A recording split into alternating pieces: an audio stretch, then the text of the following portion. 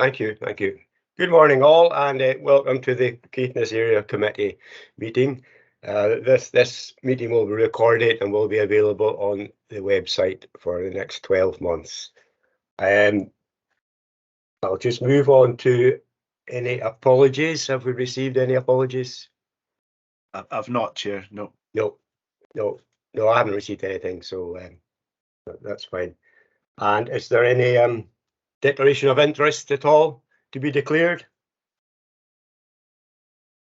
Nope, nothing there. Oh, Struan, on you go. Thank you, Chair. It's just more of a transparency statement. I note that we're asked to essentially homologate the award discretionary fund applications a little bit later on. I'm a co-owner of a business that's a member of the Caithness Chamber of Commerce, but I didn't take part in the decision making around the award for the Caithness Transport Forum. But it's just a transparency statement there. Okay, thanks for that, Struan. Yeah. And of course, when it comes to looking at the applications, if anybody has an interest, they clear it there prior to the discussing. Right, we move on to the minutes of the previous meeting, and they were noted at the full council meeting. So we can now move on to the next item, which is from the Scottish Fire and Rescue, and I would like to welcome Gary Kringle. He's just recently moved up to the area, and I hope you're settling in okay, Gary. And we'll just hand over to yourself there to go through the report. Thank you very much, Chair, and good morning from myself. As introduced by the Chair, my name is Gary Kringles, and I've just recently been substantiated into the post of Station Commander that Paddy Farrell was doing previously. I would just like to say thanks publicly for Paddy and what the work he done up to this point. I'm sure I'm getting a few nods there. And the only thing I can do is guarantee that I will be looking to carry on the good work that Paddy has set up, and looking forward to working with everyone. For myself, it's just to provide, also to say thanks for the opportunity to deliver the Q3 report on behalf of our local senior officer, Michael Humphreys, from Scottish Fire and Rescue Service. Apologies again, the Group Commander, Jamie Thrower, was hoping to join the meeting, but unfortunately he's been redirected, shall we say, to other areas of his work. So yeah, we will hopefully get Jamie in one of the meetings at some point in the near future. If I could please bring your attention to 3.3 of the cover report. During the reporting period, we have seen 3 accidental dwelling fires. So within that, the good side of that is there's been 0 deliberate fires within the domestic setting. So it's a slight drop on the last quarter, but it's definitely something that we always keeping tabs of, and we're always looking towards reducing as much as we can through initiatives. We've had 2 deliberate fires within the non-domestic setting, and again, for reasons that I'm still trying to find out, again a drop from the last quarter. But we've got 6 reported road traffic collisions, again within the reporting period. No change from the last quarter on this one, but as we know, the area and road traffic collisions, it can happen for a lot of reasons, and especially the seasonal tourism. So we're kind of sitting round about the same for the winter. Within the reporting period as well, we've had 10 unwanted fire alarm signals, or UFAS signals.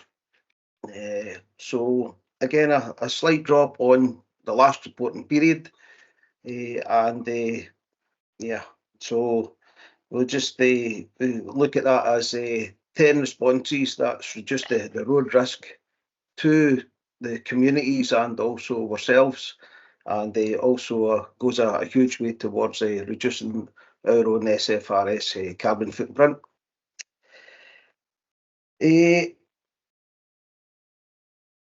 the figures, yeah, I can assure members that we will be proactive in reducing these figures and trying to bring them down as low as practical, with the ideal aim of hitting zero for all of these. However, in the real world, we will look to keep that going, and yeah, just keep using the communication and the engagement within all with our partners and also the communities. If I can then redirect yourselves to section 3.4.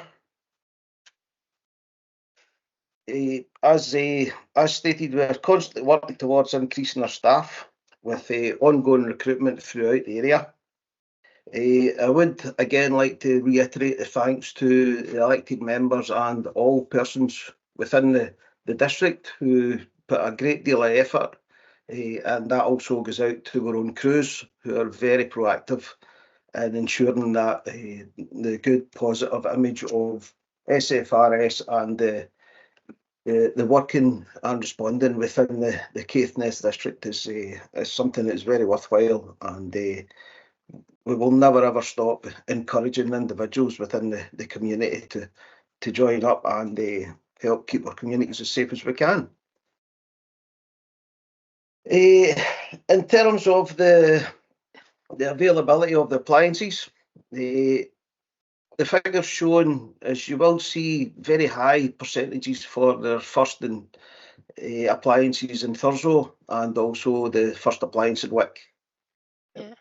We do go quite far towards maintaining both appliances. However, these are reduced, as you will see in the percentages, however, slightly up from the last quarter, due to pretty much the second appliances, normal working routines of our personnel, through sickness, through annual leave, through various instances where personnel are just unavailable. So I do guarantee that we are working as hard as we can to make sure the percentages of our appliance availability is as high as we can possibly make them. Within the Thurso station, yeah, I can report that we have one additional individual who is already within the recruitment process. And just in the past 2 weeks, we've had 2 brand new individuals who have now submitted the paperwork, which will then get reviewed, and we will look to see if the applications will be going forward. So always hopeful and always looking, as I say. We also have one new member looking to join at John O'Groats. So that will give us quite a healthy figure up there of 10, which is good. So yeah, as I say, we will work very hard towards getting individuals, getting new members of staff within all the stations. Also, as previously discussed by Station Commander Farrell regarding the appliances at Leicester and Dunbeath. So again, very conscious of the state of the appliances, and yeah, if any members are able to assist and keep insisting us and trying to increase the numbers within there, then that would be greatly appreciated.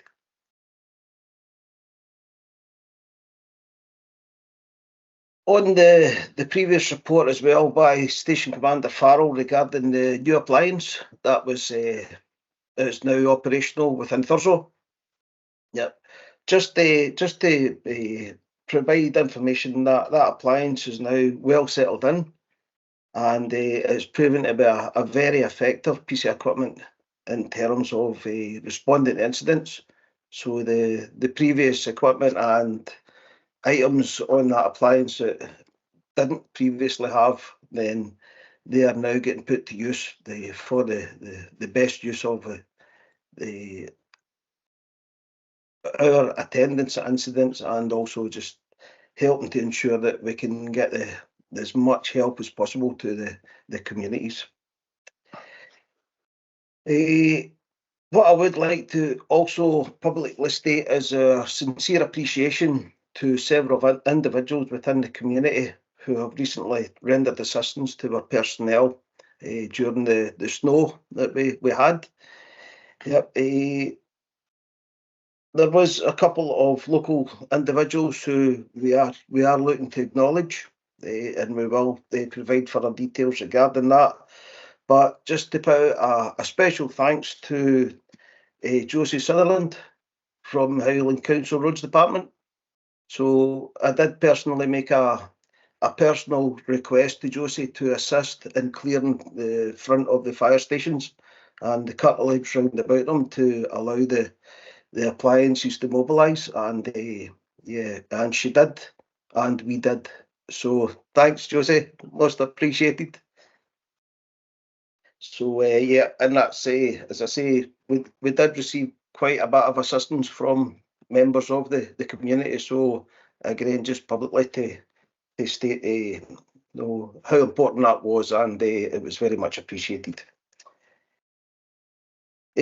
Looking forward, or rather, still dealing with this quarter, we have in Thurso, we've attended between the last quarter 8 separate occasions where we've had community engagement. So this has been through school visits, this has been through station visits to various groups throughout the district, and just to reassure the members that this will continue as the year progresses.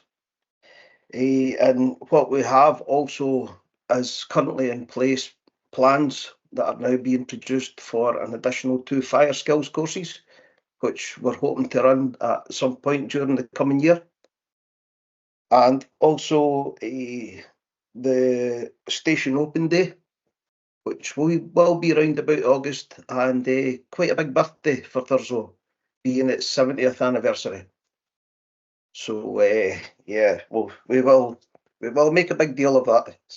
So watch this space. And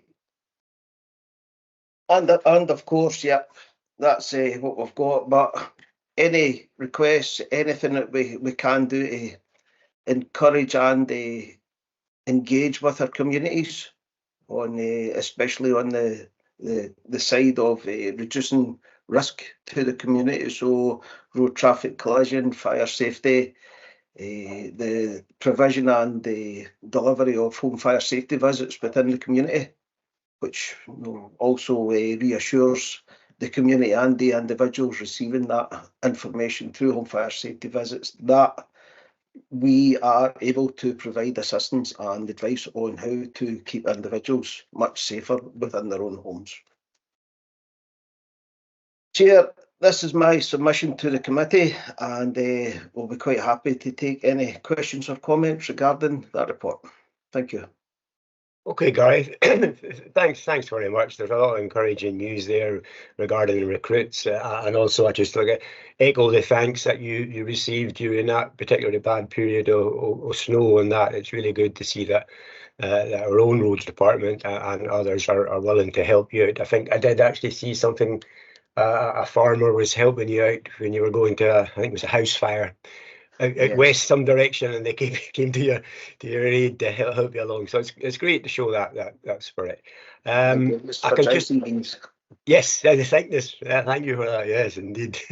I'll just open it up now to members. If any members have got any points or questions they want to put to Gary, feel free to do it now by raising your hands if you wish.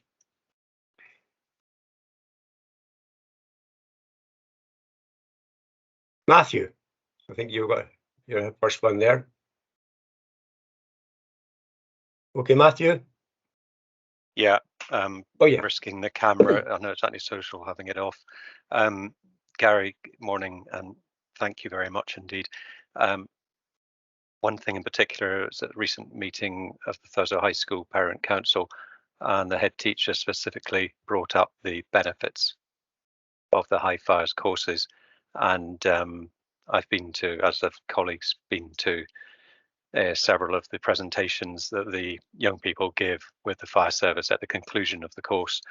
And there's something about it that's just, can't quite put my finger on it, but it's just very, very good.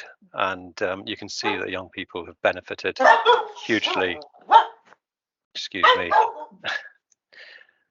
You can see, Jan, can you mute your dog? I'm trying to mute me. Sorry. All right. You can see the definite pleasure and the satisfaction that it's brought the young people. And I just echo my support and hope the courses can continue. I distantly remember from my time as chair of the committee, one of your predecessors commenting on the fact that there is some cost involved in running these courses.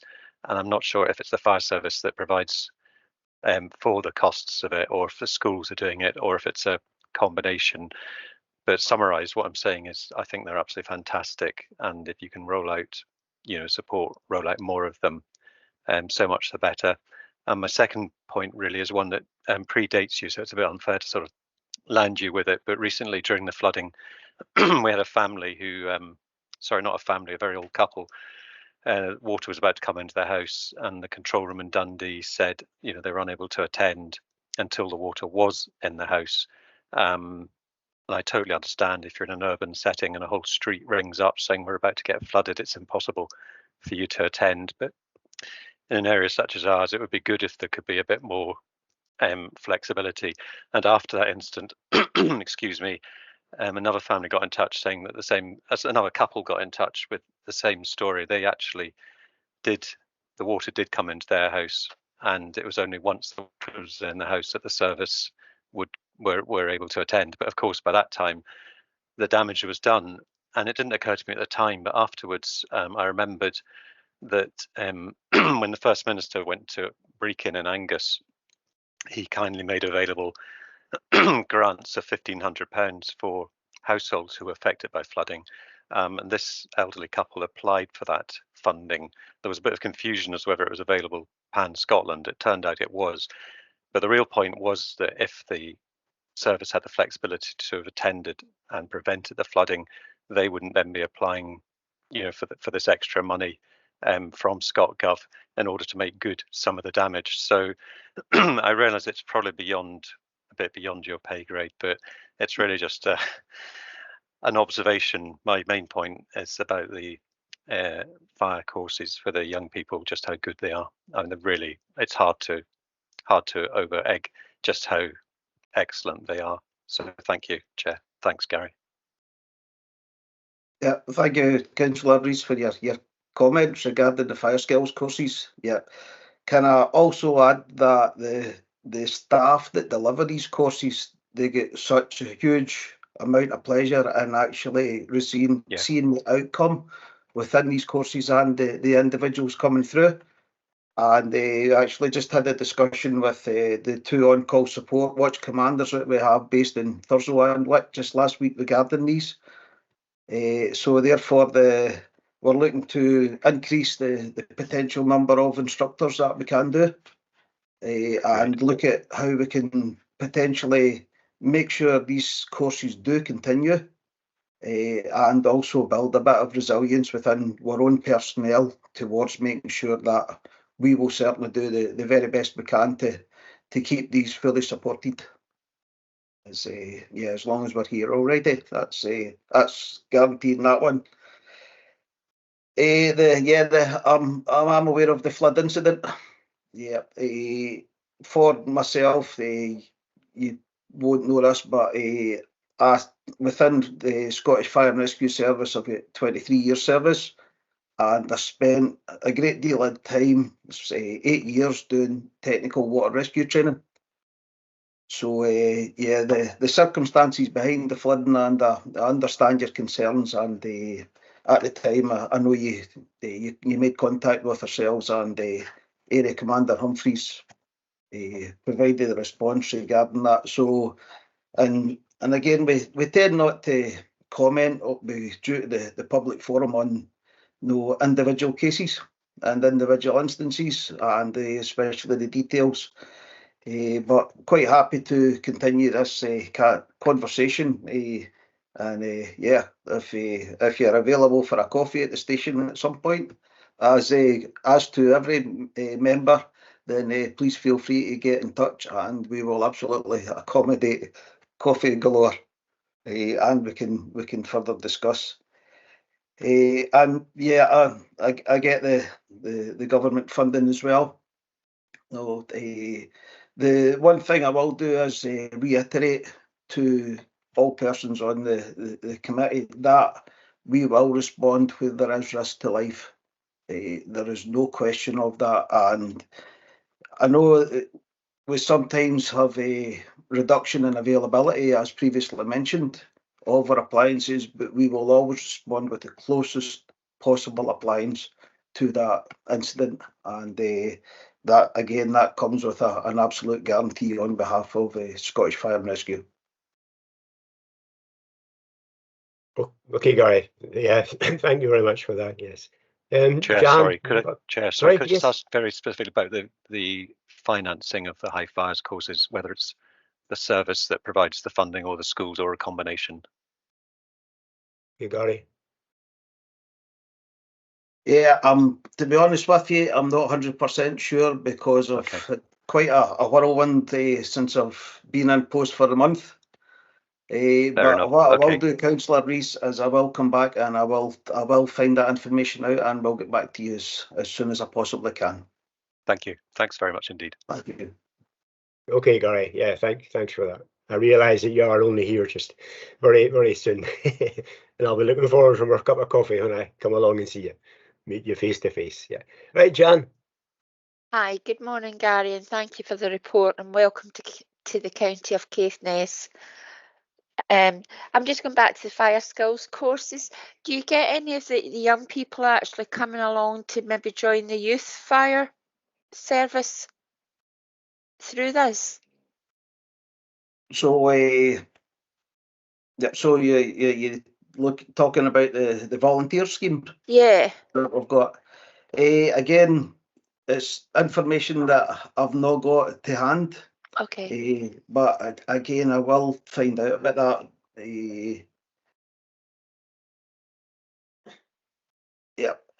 I will get back to you regarding That's fine. That's fine. the numbers. I'd just be interested in the numbers of the youth volunteers you have, and the mixture ratio, female and male, Thank you. Well, that's certainly something I can get a hold of, and I'll certainly furnish you with that information as soon as I possibly can. That's okay. That's fine. Thank you. Thank you. Okay, folks. Any other members got any points to raise with Gary at all? Nope, not seeing anything coming up there, Gary. So everybody seems to be happy with your report, your first report for us. So yes, well done. Yes, no problem at all. So thanks very much, Gary. And as I said, I'll be in touch, and we'll get a cup of coffee sometime. Yeah. Thank you, Chair. Okay, thank you very much. Okay, Gary, thank you. Okay, members, we shall move on now to item 5, the Community Regeneration Fund assessment of applications. And I think is Mark. Yes, Mark's there. Excellent. I shall now. I think what we'll do, Mark, is once you go through each one, we'll be able to make comments if anybody wants to make a comment on the application, rather than wait to the end. If you're okay with that. No, I think that would be good, Chair. Otherwise, you'll just get bored listening to me go on at all of them for ages. So I think that'd be the best way. Yeah. Okay. So, well. Good morning, members, and thank you for your time this morning. Good morning. Ahead of today's meeting, you'll have received the committee report together with the application forms and a summary spreadsheet which highlights the outcomes of the technical assessments that we undertook on the applications. Please note that the RAG assessment that we do is undertaken solely on the information that's been provided to us by the applicant in the application process. Where you see a project awarded a red or an amber score against the criteria, this doesn't reflect on the eligibility of the application, but it does flag up that there may be an outstanding concern or that only brief information was provided. If members wish to approve these projects that have red or amber ratings, then we would usually seek to address those concerns by applying a condition to any formal offer of grant. So in general summary of the report, Caithness members are asked today to consider 14 applications with a total grant request of £500,358.68. And the available area funds presently are £354,412.98. So this means that the available funds are presently oversubscribed by £145,945. So members are asked to decide whether to approve, defer or reject applications that are under consideration before them within the funding that is available. A deferral would be if members were generally supportive of the project, but felt that further information was required that could not be conditioned, whilst a rejection would require a new expression of interest form or application to a future round of funding. In the case of members approving a project, I would ask that they agree to the value of the grant award and to any additional conditions of funding they would wish to attach. Unless there's any further questions, I would propose to briefly summarise each application. Given the allocation is oversubscribed, initially seek your direction on each project as to whether you're minded to approve or otherwise in turn. We'll keep a track of the cumulative total of funding that you've approved in principle. And once a final position is reached, members can confirm then their approval of the applications. If you've got any specific queries, I'll try and answer them in turn. Is that okay? Does anybody have any questions at this stage? No, that's good, thanks. I should note just before we start that there are 3 projects that were applied for in this round that have received funding separately through the community-led local development capital funding. So Thurso Youth Club applied and they were awarded £60,000 towards refurbishment works, including provision of an accessible toilet, storage area and cloakroom. And they're cracking on with that at the moment. Wick Amateur Swimming Club were awarded just over £21,000 towards new start blocks and backstroke ledges to be installed at the local pool. And Pentland Firth Yacht Club have been awarded £22,000 towards the purchase of a new training fleet. And both those projects are cracking on with that. Okay, so the first project that we have before you today on the table is Caithness Clicks, and they're seeking funding for staff costs. In summary, I would say this is a well-presented application from an organisation who have clear aims and understand the outcomes they wish to achieve.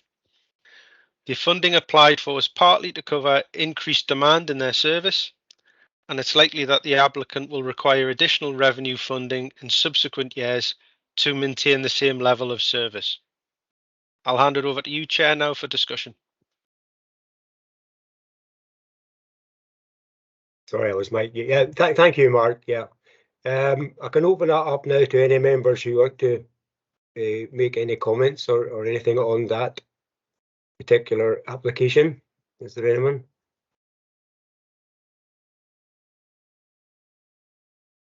Raymond, thank you.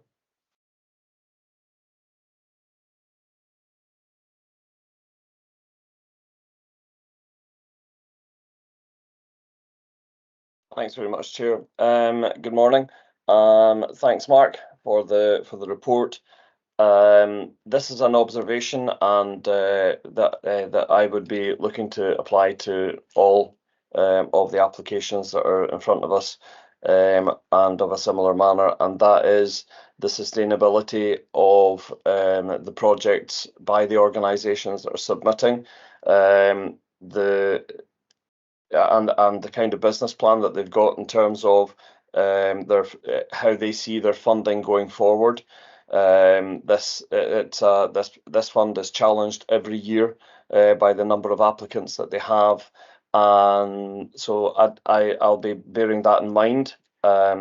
Also, in terms of uniqueness of project delivery, because of the fact that several organisations can be looking to there can be crossover in terms of delivery by several organisations looking to try and support the same cause within the community. So I'll be bearing that in mind as well.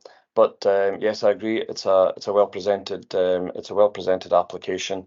I'll give it further thought as we're dealing with the rest of them to date. Thanks. Thank you, Raymond. Jan. Thanks. I don't know what's wrong with my hand, but anyway, yes, bearing in mind what Raymond has said and about the crossover, but I know this one's trying to expand more into Thurso to give a better and more service to the young carers over in Thurso. With that in mind, and I know it's very well run and organised, but I am bearing in mind what Raymond's saying about the ongoing sustainability of it, but due to the fact that they are expanding and increasing their service for young carers in Thurso, and I really don't know if we've got another service for young carers in Caithness. So that's my tuppence worth, and it is a very well presented application. Thank you. Okay, thanks, Jan. Matthew. Yeah, briefly, I think Raymond's sort of hitting the nail on the head. Well, from my point of view, the sustainability of these things, the practical, the amount of risk we're taking, if we want to put it another way, I think that is the right way of approaching all these applications. Thank you. Yeah. Okay, thanks, Matthew. Anyone else? No. Would it be fair to say that, or is that a hand up, or Jan, is that? Oh no, it's mine down. Okay. Raymond, is it? Are you wanting to come back in there? Yeah. Yes. Just before we go any further with this, it was remiss of me to mention that I do have a declaration of interest to declare. I have a connection with one of the applicants here, Thrumster Community Development Trust. So I will be turning my camera off and I will be muting my mic, and I won't be taking any part in that in the assessment of that particular application. Thanks very much. Okay, thanks for that, Raymond. Yeah. On this one, I think would be an agreement to say minded to approve at the moment, and I'm see how it goes. Are we happy with that? I think that's a fair assessment of this one. Yeah. Thanks, Ron. Okay, Mark. Yep, thanks very much. That's noted. Moving on to the next one. It's an application from Dunbeath Community Centre, and it's for the provision of a new play park. So members will note that this has a red score against it in terms of robustness. Some further information has come in since the technical assessment, so I'll update members on that. Other than concern, it's a well-planned project. It has firm costings. It has most of its match funding. It has all of its match funding agreed in principle. The red in robustness was purely down to the unfortunate position that the group had found themselves in with the estate in securing a lease going forward. If it was approved funding, we would look to condition that the lease agreement or a similar acceptable agreement from the estate's representatives was in place prior to commencement of the project. Aside from that, it's a well presented project and well planned through. I'll hand over to you now, Chair. Okay, Mark, thank you very much for that. Hands up, Raymond. Yes, you can come in. Yes, I agree with the officer's assessments on this one. I also agree with the officer's considerations in in the caveats, and I agree that it's a well presented application, and I would be minded to approve this one. Thanks. Okay, thank you, Raymond. Ron, I'm having bothered with my hand today. Okay, yeah, it's all right. And I approve the officer's assessment and the condition that he attaches to it regarding the lease, etc. And it is a very well presented application again. So I'm reminded to approve it with the additional condition regarding the lease being in place. Thank you. Okay, Jan, thank you very much. Anyone else? Any comments? So it's nothing else there. So is it fair to say that we could approve this with the conditions? Yep. As mentioned. Okay. Okay. So that's Yep, again. okay. We'll keep it all as minded to approve until we get to the bottom line. That's okay. Thank you. So the next one is from certainly. John O'Groats Development Trust, and it's to further the next stage of the hall refurbishment. Again, this is a strong application which has demonstrated extensive local support through an open consultation. Plans and quotes are in place for renovation of the toilets and other works, but the project still requires planning consent and building warrant, which might put pressures onto the project timescales. I'll hand back to you, Chair, now for discussion. Okay, Mark, thank you very much for that. We'll open up. Raymond? Yes, again, agree with the assessment there. In terms of project timescales, if we were minded to consider this one, but we felt that there was a challenge to the project timescales, might it be that this project could well be considered at the next round and still be delivered, and therefore allow flexibility in our consideration for other grants going forward with this one? Thank you very much. Thank you, Raymond. I agree with Raymond on this, and I think it's definitely a good application and well founded and well needed over in that community, an upgrade. So yeah, pending planning permission, etc., etc. Yeah. Okay, anybody else got any comments on that one? No. So just to go over that again, are we going to approve with conditions, or do you want to defer? Raymond? I'd like the officer's consideration in terms of what I asked. That was in terms of the timing and the points that the officer mentioned, and if this was something that in the next round could be considered, that would offer us an element of flexibility in our process of thinking for this round, and also wouldn't actually undermine the delivery of the project. Thanks. Thank you, Raymond. Yeah, I think that would be reasonable to defer that one. So would members be looking to defer that one to come back to us once they had planning consent, so that Yes, they knew that their yes, time please. scale? Yes, please. Yeah. Okay. Yes, I think I would say that if everyone's in agreement, I think that's the best one. We move forward on that one.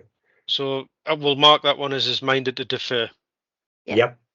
Yeah.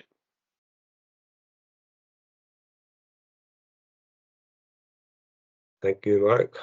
Sorry, I'm just making a note. No, that's all right. Okay, the next project that we have here, this next application is from Homestart Caithness.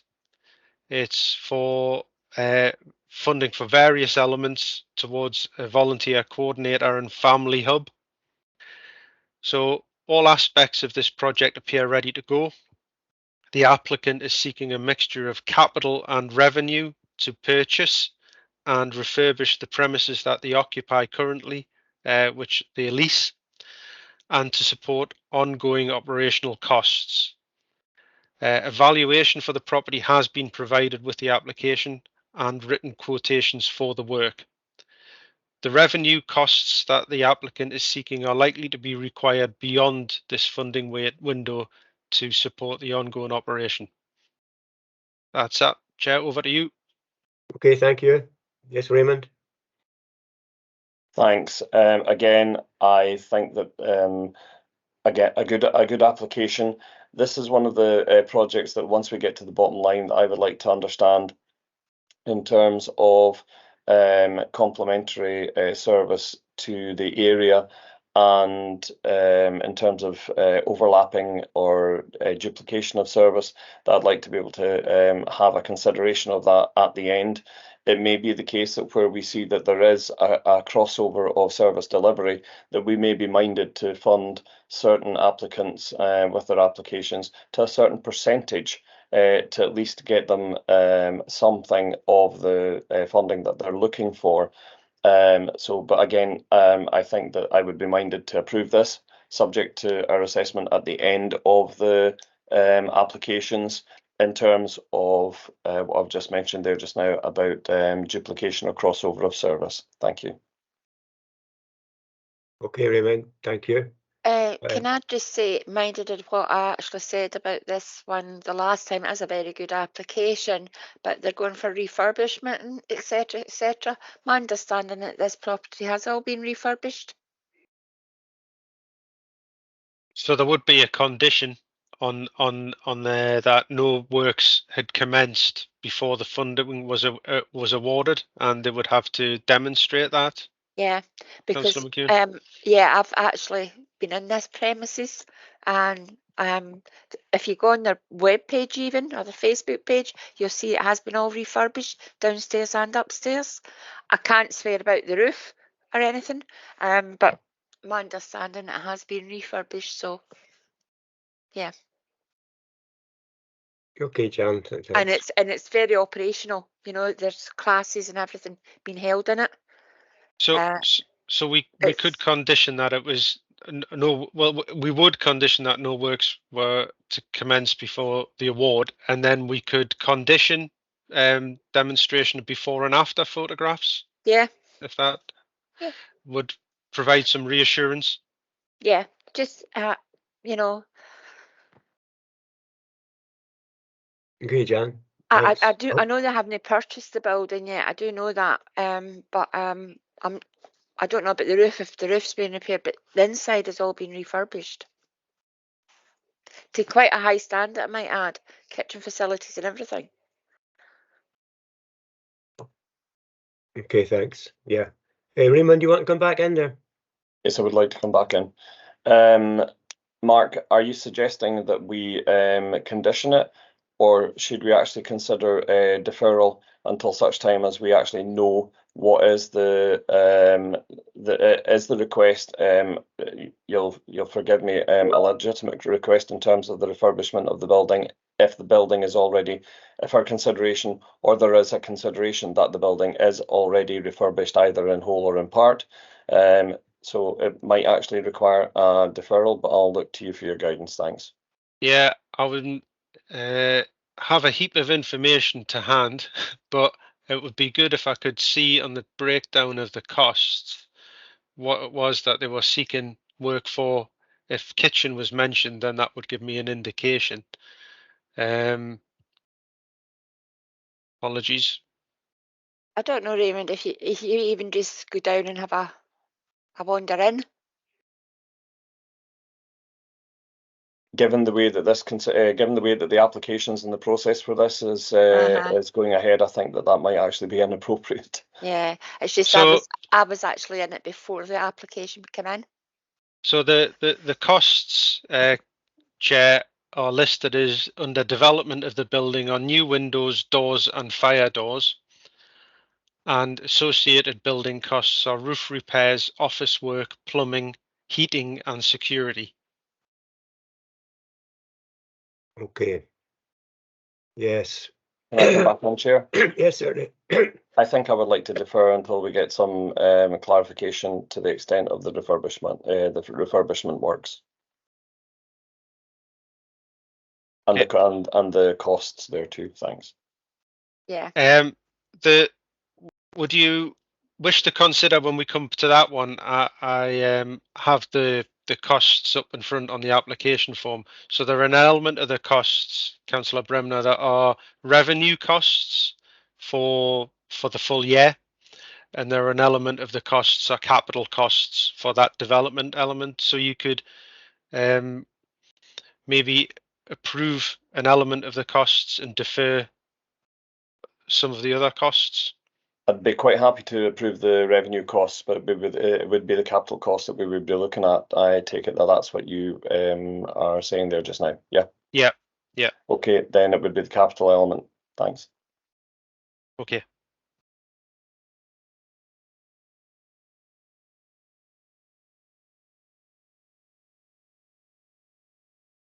Yeah. Moving on. Apologise for giving you more work, Mark. That's okay. That's okay. I'm scribbling down some notes here, but I'm quite reassured that I think my colleague, my boss Fiona, is also making those notes for me in the background. Right. Okay. Just to be clear on that one, what are you suggesting? Or I think what I've taken from that, Chair, is that you are minded to approve the revenue and minded to defer the capital costs for further information. That's correct. Okay. Coming back to a future area committee for consideration. Excellent. Yeah. Everybody happy with that? Yeah. Yeah. Yeah. Thanks, Mark. Okay. So the next project we have is Thurso Community Cafe, helping hub. So this application presents a good idea, which is to take unwanted goods, donated goods and clothing, to repair and refurbish them, and then to put them back out into the community. The costs include a 12-month lease of premises and running costs for that premises. However, it's not clear how the project would generate revenues to keep it going beyond that 12 months without further grant funding, and felt it would need a more robust financial model and business plan to give confidence in that. So over to you now, Chair. Okay, thank you for that. Raymond? I think it's important that we actually know what the business plan is going forward and to know how sustainable the business is, because awarding a grant to, or awarding funding to a project that we can't see is sustainable going forward, I think would be remiss of us. So I'd be looking to defer this until we have information in terms of the sustainability of the organisation and the sustainable finances of the organisation going forward. Thanks very much. Hey, Raymond, thank you for that. Anyone else got any comments? Sorry, Chair, might I say that I would be minded to approve if that can be actually demonstrated, because I think this is a good application, and I think it's got a good it's a good application and a good cause that it certainly would be a welcome project in the area. So I think that's important for the applicant to know that as feedback. Okay, thanks, Raymond. Yes, good, very good point. Carl?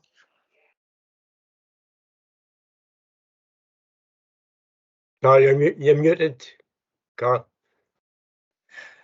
Sorry, thanks, Chair, for letting me in. My comments are identical to those made by Councillor Bremner. I think if we get just a better understanding, I would be minded to approve. Thank you. Yeah. Okay, thanks, Carl. Yeah. So we'll put that as minded to approve, Mark, if that's okay. Is that minded to approve? Sorry, is that minded? I thought we had a deferral on that one. Generally supportive of the project, but just wanted sustainability. Wanted more information. Is that not correct, Chair? Yes. Yeah. That was it. Raymond, yes. Yeah, just to be absolutely clear, this is a deferral to get more information in terms of the financial sustainability of the organisation, but I think that it's important that the organisation knows that members would be inclined to approve for all the reasons that we've stated, but we just need to be satisfied in terms of the financial sustainability of the organisation itself going forward. Yep. Yeah, we're all happy with that. Yes. Okay. Right. So the next one is Thrumster Community Development Association. I just give Councillor Bremner the chance. I think he's gone off. Yeah, he was. Yep. So this is for Thrumster Tennis Court resurfacing. Again, it's a good application, very robust, strong, with plans and quotes in place, and good evidence of local consultation and support to bring the tennis courts back into usable condition. It was part of a wider community consultation, but evidenced within that was the priority of the tennis courts. There'd be quite a wide community benefit as the courts would be free to use. Over to you, Chair. Okay, Mark, thanks very much for that. Has anybody got any comments they wish to make? Just as it's a very good application, and I'm just of the opinion it is going to be a benefit to Thrumster and the Outwith community in the area, because it'll just not be Thrumster that'll benefit from this, the tennis court, because the tennis courts in Wick aren't up to much at the moment. So you would probably find, this east side would be using the tennis courts because our own tennis courts in Wick aren't great. But yes, I'm minded to grant it. Okay, thanks. Anybody else got any comments they wish to make? No, is it fair to say then? Oh, sorry, Carl. Carl. Just in danger of repeating what other people have said here, but Councillor McEwen's comments are quite happy to support it on that basis. Thank you. Okay, thanks. Yeah. So we'll just say we're minded to approve then. Yep. That's grand, thank you. Next, that was an easy one. Yeah. Next we have Ray Golf Club. So this is for Ray Golf Club to provide a new greenkeeping and coaching building facility. It's a robust application which is well planned and well considered. All other match funding is now in place, as are the consents and the quotations. The purpose of the new structure is to house the greenkeeping facility and provide space for indoor coaching, which is currently delivered at youth level by volunteers from the club. Consultation was extensive. However, it's noted that it was very focused on visitors to the course and the clubhouse, not the wider community. I'll hand that over to you now, Chair. Okay, thanks, Mark. Has anybody got any comments on the Ray Golf Club? Raymond? Yes, given the nature of the youth development and the public engagement with the community, and many of the other points that have been made in the application, I think this application differs from previous, and I think on that basis, certainly I would be minded to approve. However, I would also consider if at the end of this, whether we can actually approve it all, or whether we would be minded to give it a proportion of that. But that would be a decision for us to make towards the end of the assessment of all the applications and the amount of money that was actually available. But yeah, generally supportive of this one. Thank you. Okay, thanks, Raymond. Anybody else got any comments? Carl? I will find somebody to disagree with Raymond. No, I think you're absolutely right. And the officers' comments were spoke for themselves, and Raymond's too. And I'm quite content with the proposal that Raymond made about considering proportionality. And thank you. Okay, thanks, Carl. Matthew? Yeah, pinch yourselves. I think I'm in agreement with Carl and Raymond. Yeah. I sometimes think with golf courses, you know, I mean, I have to say I'm not a golfer, and I kind of think if you are a golfer, it's a bit tricky. I mean, if it was a fishing thing, it would be tricky for me. I'd merely add that, you know, Ray is actually kind of slightly on the edge, literally, geographically. Village is going through quite difficult times, and I've noticed over the years of attending the community council and just sort of living not too far away, the golf club is slowly but surely becoming a bigger and bigger kind of player in the local community. They're branching out. They have the advantage of being on the NCE 500. So I understand the emphasis on the visitors there. And it's sort of heartening to hear colleagues expressing general support.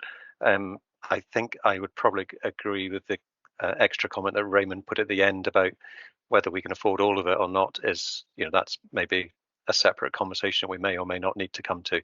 Thank you. Yes, yeah, thanks, Matthew. Not being a golfer, I'm going to leave this to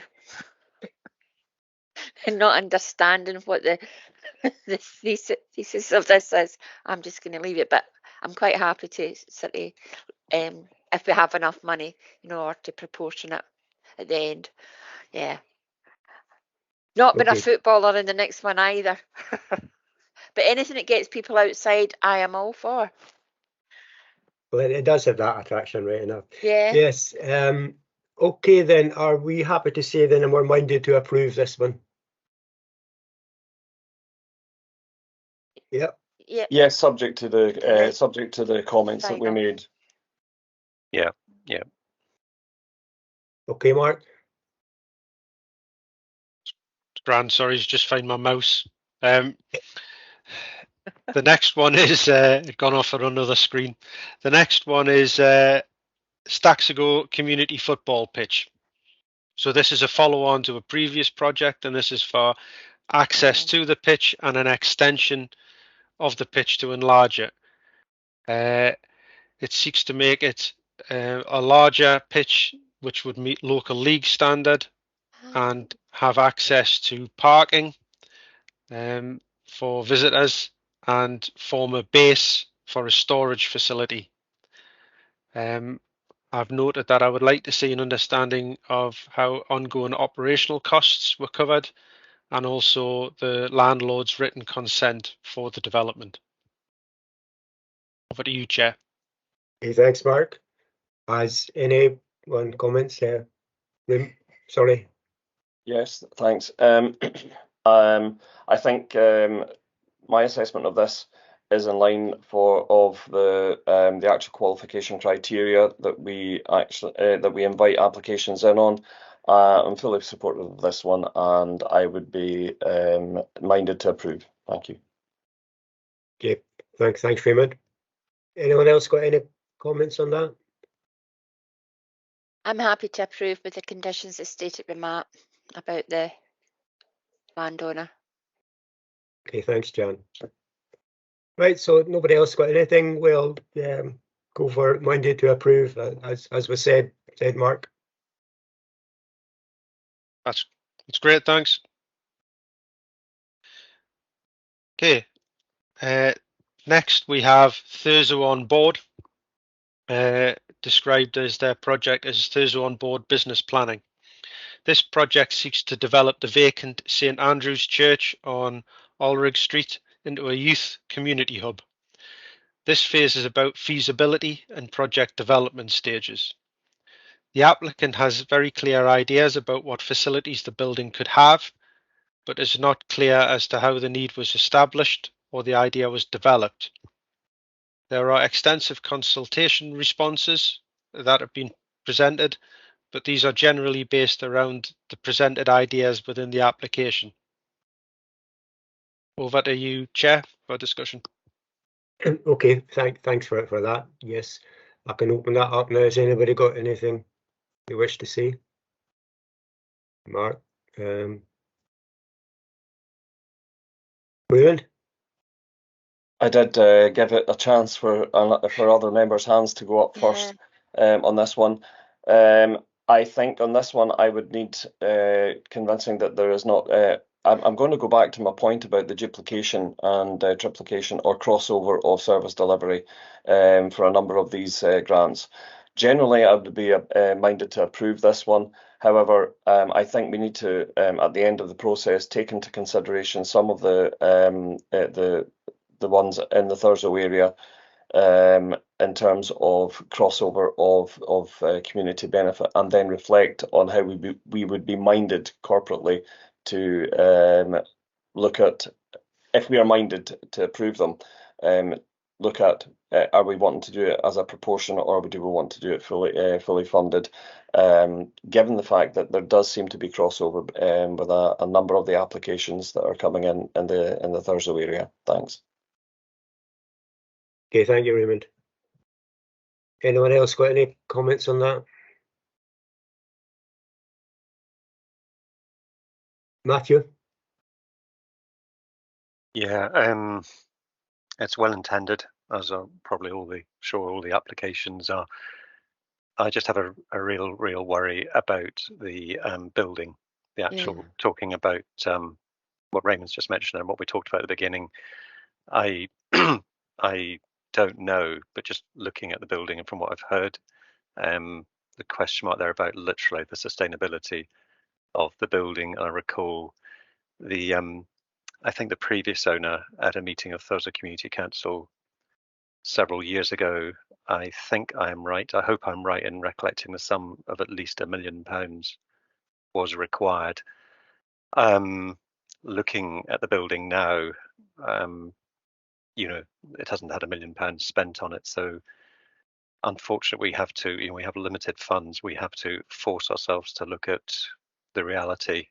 In a sense, as Councillor Bremner said, it is nice to have a problem of crossover between projects, you know, aiming to do broadly similar things.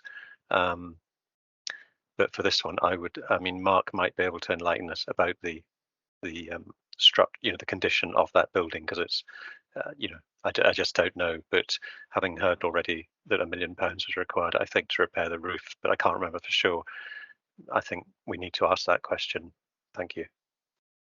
Could I come in here, Ron? Thank you for that, Matthew, because there was something in the back of my mind about the state of this building from previous meetings, and I think $1 million was sort of muted as well. But not being a Thurso member, I wasn't actually sure if my memory was correct. But so thank you for that, Matthew. Yeah, it was the state of the building, and it's a listed building in the conservation area as well. So it would take quite a lot for upkeep. And yeah, these buildings are expensive to repair and upkeep. Yeah, I think you're quite right there. I do recall that particular community council meeting, and very ambitious plans, which was probably welcomed, but there will be a large maybe we'll put it costs to try and get the building up to standard. So there is a question mark on the cost there. So yeah, so your thoughts on this one, would it be would you be minded to approve or to see towards the end, or I'd quite like to know from Mark if there is any information about my query. Sorry, I butted in over you, Raymond. Yeah, that's okay. Yeah, no, that's all right. Mark, you want to answer that before Raymond comes in? There isn't any costs given, but it is acknowledged that there is extensive work needed. I believe the applicant, the owner of the building, transferred the building into the community interest company, and some works to stabilise it, to make it safe, had been carried out previously. But it is as Councillor McEwen said, it's a Grade B listed building. So there'll be constraints around that, and there isn't any costs identified at present with regards to how much it would cost to refurbish or make safe the structure to be able to use it. Okay, thank you. Okay, thanks. Raymond? I think members are given a clear indication that this is to be deferred for further information coming back on the building, because it's affecting what the members might consider is the sustainability of the project going forward, and that would have a material impact on their thinking of award. Thanks. Yeah. Thanks, David. Yeah, I think that sums it up very well. I think we'll just go for a deferral on the lack of information. Okay.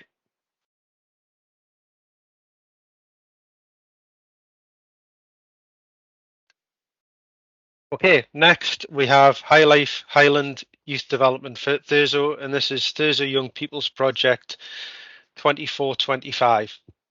The applicant here seeks to replicate a similar project of youth activity which High Life Highland put on in the 22-23 year.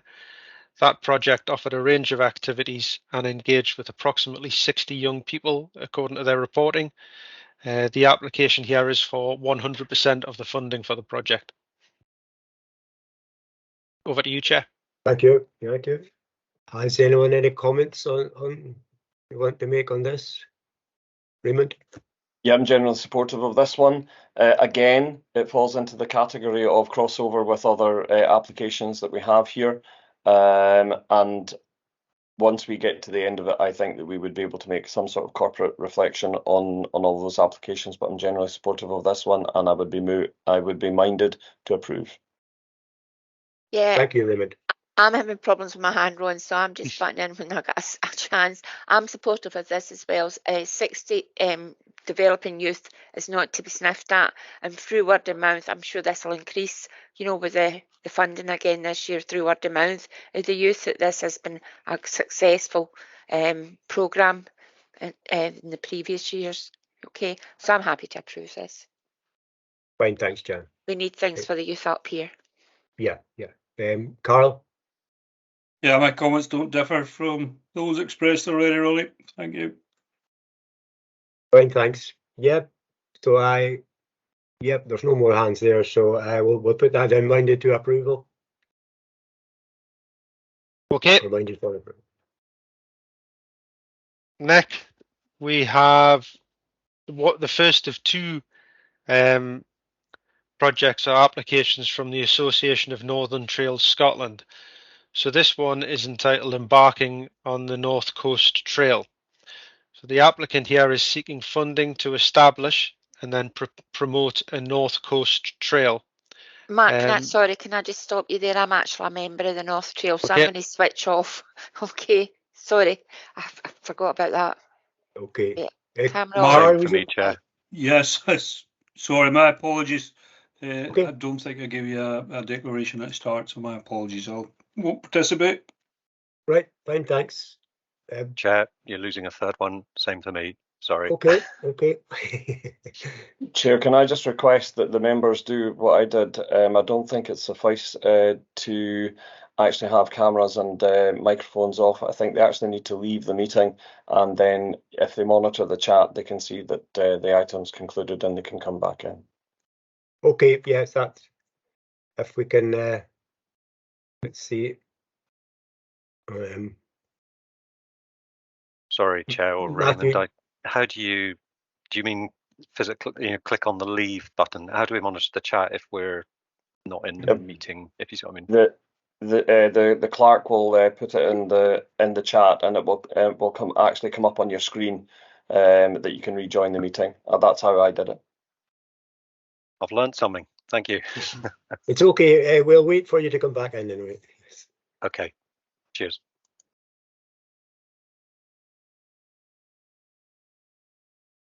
Right, is that us now?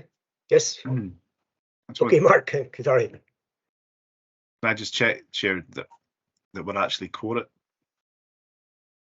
Got yourself, Raymond, and Wally, Struan. And Struan, yeah. We are quoted, yeah. That's fine. Thanks, Alice. Okay. Okay, yes. Where were we? That's fine. There's two items here, Chair, so we can go through both of them with those members absent without having to go in and out again. So this project entitled Embarking on the North Coast Trail, the applicant is seeking funding to establish and then promote a North Coast Trail. I have been clear in getting confirmation off him that he's looking on this one. They are looking to do the Caithness section of the North Coast Trail, but the North Coast Trail would be all the way along through Caithness and Sutherland.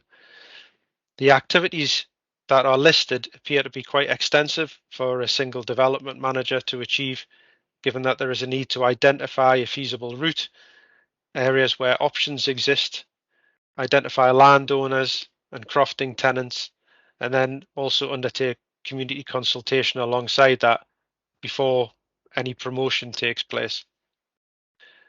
I can hand over now to yourself for discussion. Okay, thanks, Mark. Anybody got anything they wish to? Raymond? Yes, thanks, Chair. Again, in terms of the what the applications are supposed to look to in terms of qualifying criteria, I think this one is this application is okay on that one. I also think this is the benefit is demonstrated well, and I would be minded to approve this application. Thanks very much. Okay, thanks, Raymond. Anyone else got any comments? Nothing coming up? No. Yeah, I'm quite happy with that. I propose that we're minded to approve. Okay. Just for clarification, Chair, if you don't mind, I take it that if members are not, if members are minded not to approve, they would otherwise say, with the exception of that, we are considering that they are supportive of this application. If not, then they would have to say so. Yeah. Yes, that's the presumption I'm taking. Yeah. Thank you. I also think there's an opportunity when we get to the end and we've allocated funding in principle and have an end position, that's the position where you would move to approve. So this is just a statement as we go through the projects at present. Thanks. Okay, so we're still on the same organisation, Clark. Okay. Alistair, if that's all right. Yeah. So the next project from the Association of Northern Trails is stepping up on the John O'Groats Trail. So this is particular to the John O'Groats Trail itself. It's a generally straightforward and well-planned project in terms of identifying a need for a built section of path where there is erosion taking place and they have costings to hand. However, the robustness has been assessed as read here as the applicant, despite extensive efforts, has so far been unable to trace the landowner. Given that this is public funding and the implications of occupiers' liability, we would have to condition that landowner's written consent was a pre-start condition if members were minded to approve. Over to yourself, Chair. Okay, thanks. Is anyone any comments on that? Can we just check, Chair, that you've asked the clerk to call the other members back in and make sure that Carol, Rosie and Matthew Rees are here? I've just come in. Aye. I think this is still an ANTS. It's still an Association of Northern Trails all right, I'll leave again. project. Well, Yeah. Jan needs to leave again, thanks. Still the same Yeah. organisation, so.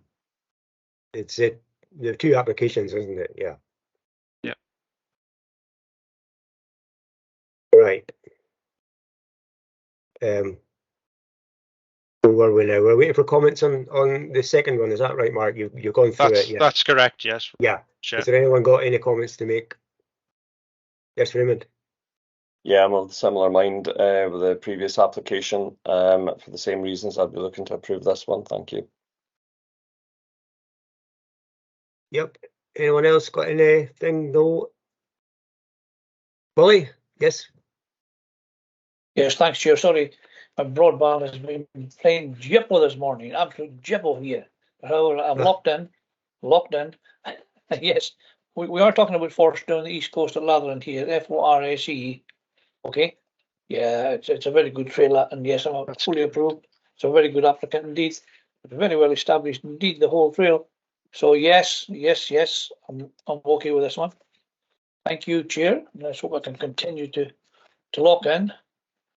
No more gremlins come in here, but thanks, Chair. Okay, well, thank you for that. If there's no other hands up, we'll just mind you to approve that one. Okay. Okay, are you ready to go on to the next? Was that it? Yeah, so that's us on that one, can- yeah. Alistair. So we can bring them back for the final two. Okay, if you just give me a moment, I'll. I will do, yeah. Yeah, we can hold fire a second. I'll have a breather.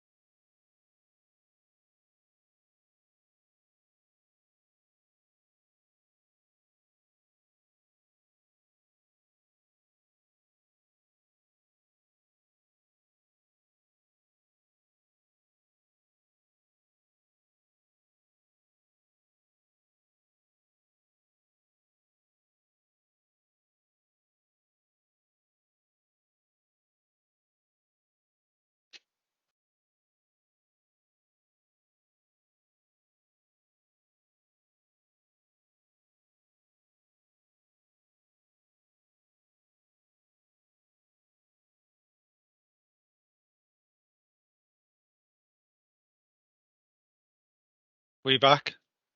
Are we all back there? Matthew's, It's Councillor Matthew. Rees has got his hand up. Matthew, sorry, was you wanting to say something? Yeah, Chair, just so you know, I've had a message from Councillor Jarvie. He's been trying to get in and has had laptop problems, is currently making his way to HQ. Okay, thank you. Okay, thanks for that. I think we're. Are we all back? No, Carl's not here. Yeah, Carl. Councillor Rosie's here. Oh, he is he? Yeah, and let's see. Councillor McEwen's not here yet. Okay.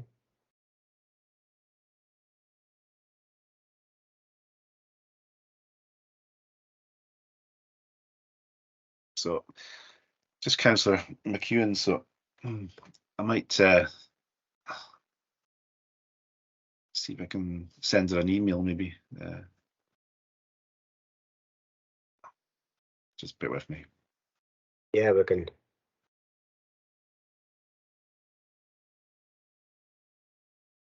Ah, there she comes. Is she there now? Okay, thank you. That's her asking to come in. Right, so we're all back now, I think. Yes. That's good. Yeah. Okay, right. Thanks for that. Okay, Mark. Well, the final two. So first up here we have Wick Harbour Authority, who are seeking funding for harbour entrance improvement works phase 1. So this phase of the project is very much in response to the rapid structural deterioration of part of the harbour entrance wall. The situation has been fairly dynamic since the expression of interest stage, and the solution costs and the match fund in this project has developed and become clearer with time. Once this section of the wall has been repaired, the next phase will be to protect the harbour entrance from weather closures due to northeasterly swells, but that will require much more extensive funding and a longer term project. Over to yourself, Chair. Okay, thanks, Mark. Has anyone, Raymond, you want to come in there? Yeah, first of all, I think we want to have it on the record that that I, and I'm sure members are fully supportive of the ongoing issues and the remediation that we're looking to see being undertaken at the harbour. And to that end, I know that many organisations, including the Highland Council, have been getting together with them and to see how we can facilitate that. A number of areas have been looked at in terms of how that can be, that funding can be supported. And I think, given the size of this project and the whole and the whole amenity that it's looking to provide, and the nature of the Wick Harbour authorities and the options that they've got available to them, I think that when you're looking at taking a quarter of the fund that this is looking to provide to support that, to my mind, there are other areas and other substantive areas that can actually support the remediation and the sustainability of the harbour, and acknowledging that it was as an emergency that this application, amongst other applications, were being made, that this is not the appropriate fund to be supporting that from. There are other substantive funding areas that are available, and on this one I would not be minded to approve. Thanks.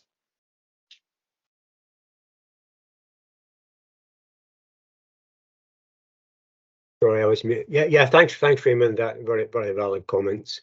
Yeah. It's Sorry, can I come anytime, in? Jack? Yeah. Can I come in here? And I know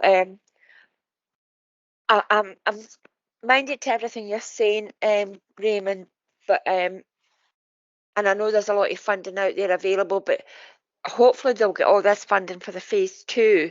You know, I think maybe as a gesture, I don't know if the rest of the councillors will be in agreement, but a gesture of goodwill, maybe we could give them a partial amount, just as because it is Wick Harbour and it is the community based, and I just feel it would be a good PR if we were seen to be supporting them even a little bit, the community councillors in this.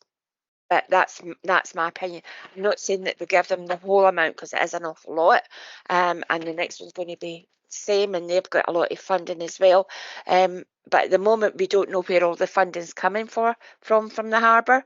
So I don't know whether we could defer it to get more information of the funding that they're going to be getting and the actual cost. Okay, Jan, thanks for that. Raymond, do you want to come back? Yeah, totally sympathetic to what Councillor McEwen's saying there just now. I think, given the size of the project that we're talking about here, that a very small amount would actually not be, it would probably not be appropriate. We would either be saying that this was substantive enough to be able to be awarding the 100,000, or we, for the reasons I was mentioning, there are substantive areas of funding that I'm sure the Wick Harbour are aware of now that maybe they possibly weren't aware of, and that includes some of the funding they've been directed to by Highland Council officers since this, since the an application was possibly thought about submitting to this particular fund. I think it comes down to the appropriateness of whether an application like this is to be funded at all from this fund, and I think the goodwill and the gestures that have been that can be measured are in the fact that discussions have been had with the Wick Harbour Trust, point them in the direction, and engaging with them in other forms, including Focus North, including Highland Opportunities, and those areas, as well as funding, loans that could be actually repaid from the income that the Harbour Trust makes in its own finances. So I think, based on all of that, I still think that I would not be minded to approve this, but I'm happy to. I mean, if there's an overwhelming consideration to defer this, so that there is there's peace of mind in terms of those funding areas being confirmed. But even if those funding areas were not confirmed, and I mean, a partial amount of 100,000 would probably not be looking to fill that gap. It's a totally different funding mechanism that I think that the Wick Harbour should be looking at in terms of meeting the needs of the repairs to the harbour ongoing. But we have been, I know that members and the council and officers have been extremely supportive and having meetings and conversations with them to try and facilitate that going forward. and I'm sure that we still will. But in terms of our focus on this particular process and this particular fund, I think that my conclusion is that it's not the right avenue, not the right avenue. Okay, thank you, Raymond. Carl? Yeah, I think it's really important. I don't think anyone being an elected member does not support and indeed recognise the opportunities that are available through Wick Harbour. But I really do think it would almost be a distraction when you consider how strategic both our main harbours are in Caithness, both Wick and Scrabs. The opportunities are significant. So, I think there is Councillor Brenner's touched on all the points, relevant points. I think focus should be in a very different manner than on this particular fund. So I would be supportive to or certainly not mindful to grant the request that's been set before us. Thank you. Thanks, Carl. Willie? Thanks, Chair. Yes, all along since this harbour wall developed the problem a few weeks ago, I thought the Wick Harbour Trust should have targeted Marine Scotland as a special case, because several years ago there was a terrific storm surge covering the whole east coast of Scotland, and I followed the intensity of it from Achill right down to Dunbeath, taking photos of the storm surge affecting private harbours. As a result of that storm surge, several years ago, there was an emergency fund of £2 million thrown up to help private harbours. There's no such £2 million fund now, but I think Wick, as this was an isolated storm surge several weeks ago or a month ago, they should be putting forward a special case to say, look, the storm hit us very badly, and in similar circumstances as years ago, when an emergency fund was thrown up, can we not get extra money from Marine Scotland to help this isolated case which hit the Wick Harbour? So similar comments from me. I think there is other funding out there if they would just try hard enough and target, as I said, Marine Scotland, who will have money for private harbours in individual cases such as this. Thanks, Chair. Can I come back in, Chair? And I'm minded for what everybody has said, but given this application probably came in before the storm that did all the damage, and I know the Wick Harbour authorities will be trying desperately to get funding, I'm just minded, could we not defer to see if they've got all the funding in place in case maybe we are the last plug hole? Okay, John. Mark, what's your... sorry. Raymond, do you want to come in there first? Sorry. Okay, in terms of what Councillor McEwen's requesting there just now, a deferral, that's fine by me. But I'm, Jan, I don't think that it's going to change the goalposts once we get the information. But a deferral's fine by me. And if necessary, I mean, if it really was an issue, then the next round of funding would probably be timeous enough, given the size of the project. So it would be either deferral to the next, round, or deferral for us, and then find out that that there are options available to Wick Harbour Trust, and they don't require this money. So quite happy to hear what the officer's got to say in terms of that. Thanks. Okay, Raymond, thank you for that. Mark? I was just to try to give some information behind, because what's presented here is generally the application, and then as best as I could before the committee report was written, anything that came in subsequent to that.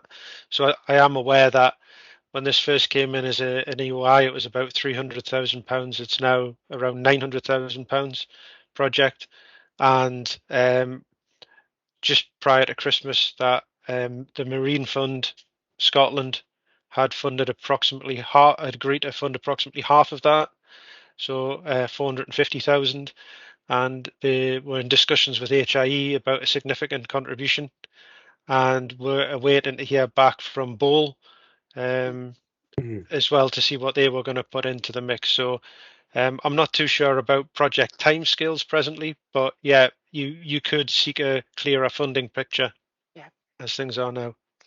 Yeah. Can I move that? That's how we do it. Yeah, just for my own reassurance, guys. Okay. So we're happy with the deferral for further information. Yeah.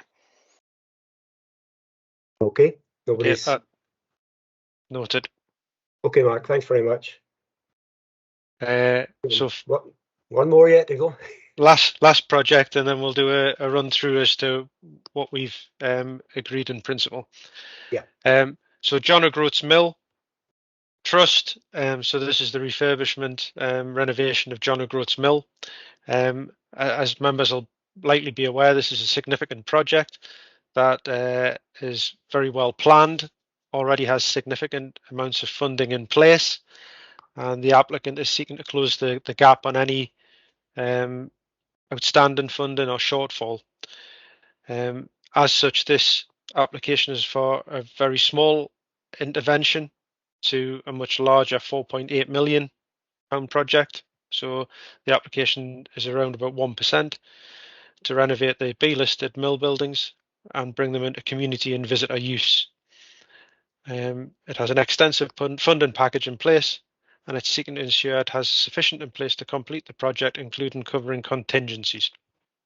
Over to you, Chair. Okay, thanks, Mark. Raymond?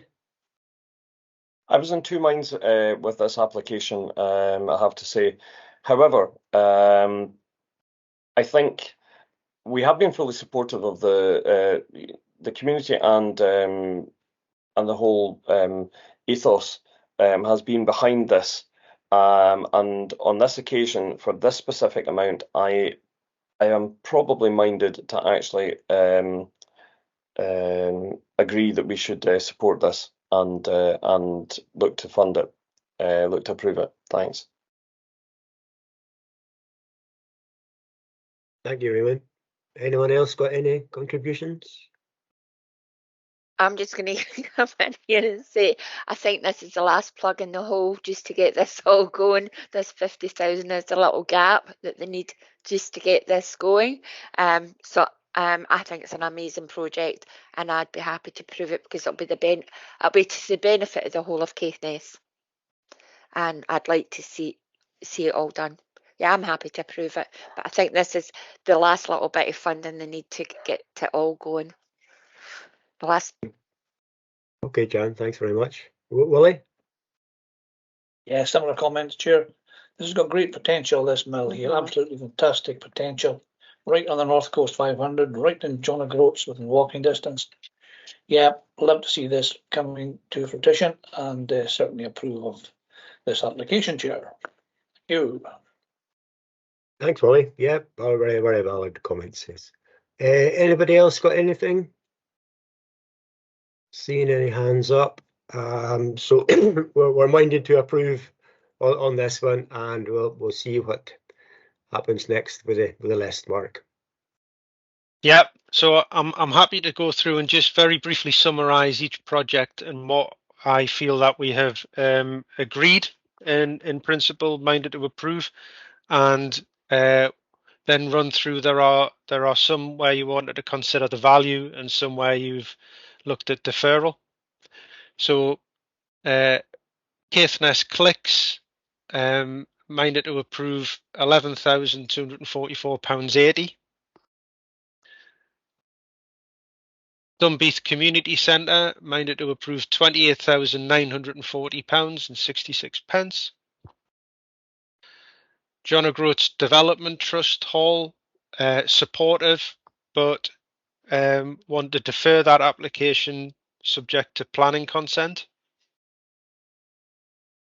Homestart Caithness, supportive, Want to approve revenue costs to allow them to get on and defer the capital costs for the buildings.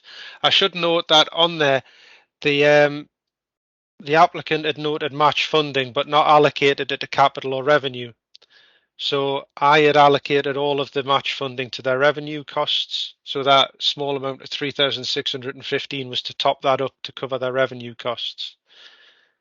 So if members are happy to remain with that amount, that's okay.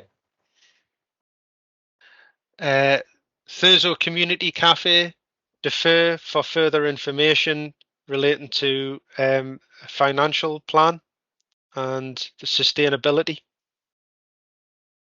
of the project. Thrumster Community Development Association, minded to approve £9,500.22. Ray Golf Club, minded to approve, but required to agree an award for that. Staxigo, minded to approve what the applicant's seeking, which is 33,871. Thurso on board, supportive, but would like deferral to seek more information on the likely costs and a bit more robustness in terms of the what it's going to cost to renovate the building. High Life Highland Youth Development Project, minded to approve 29,831. Association of Northern Trails, for their development manager, minded to approve 20,000. Again, Association of Northern Trails, stepping up on the John O'Groats Trail, minded to approve £8,000 towards steps being installed, subject to landowner consent. Wick Harbour Authority, defer seeking further information on their funding package that they have.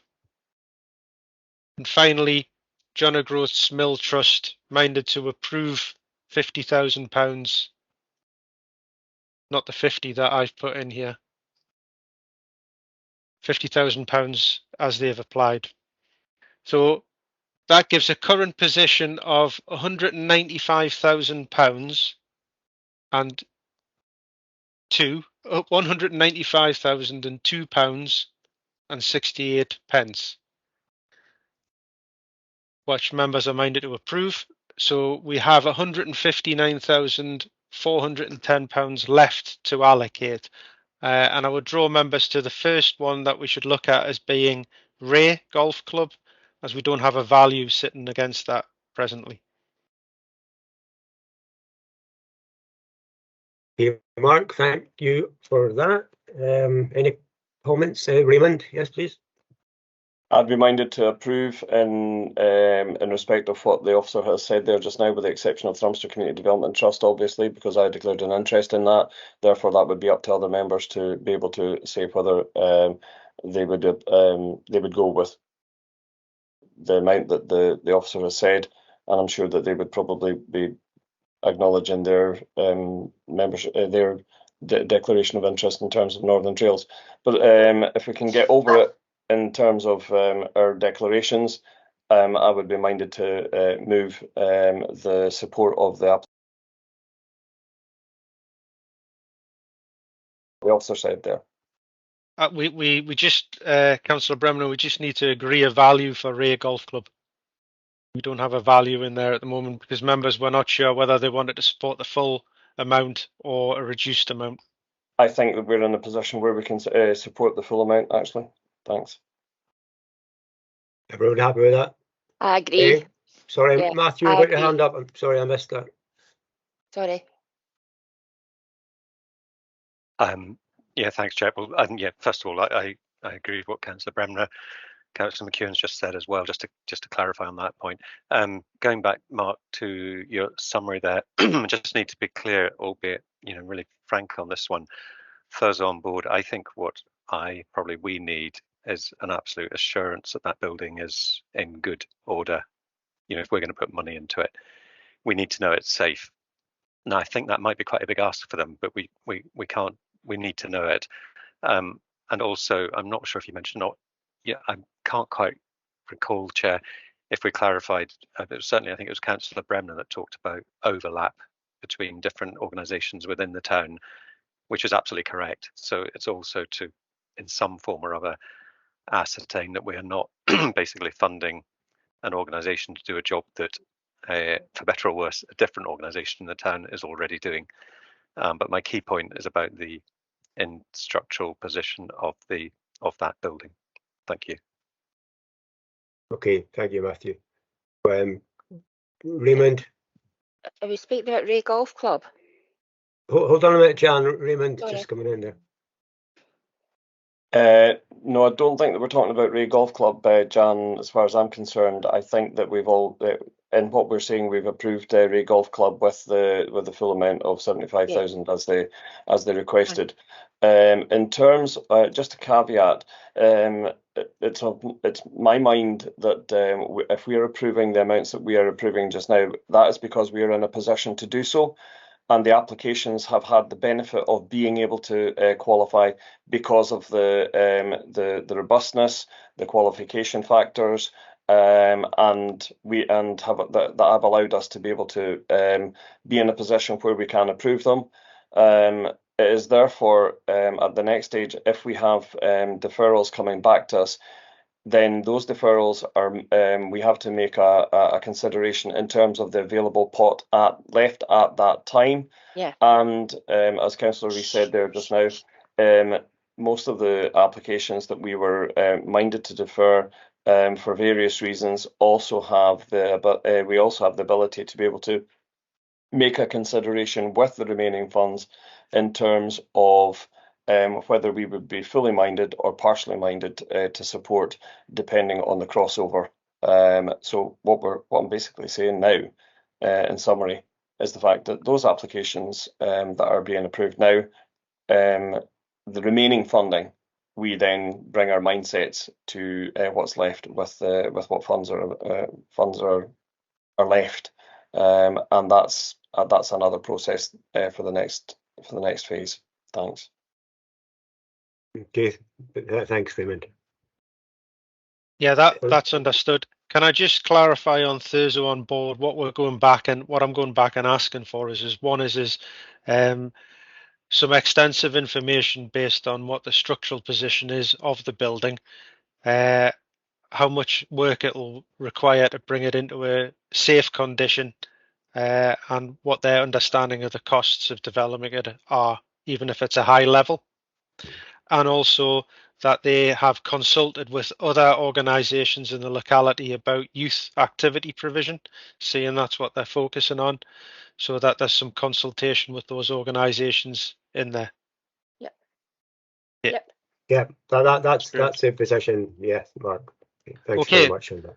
So on that run through now, and with allocating the full £75,000 that Ray Golf Club was seeking, the position I have now is that members have set to approve £270,002.68. That leaves members with, when deferred applications come back, £84,410.30.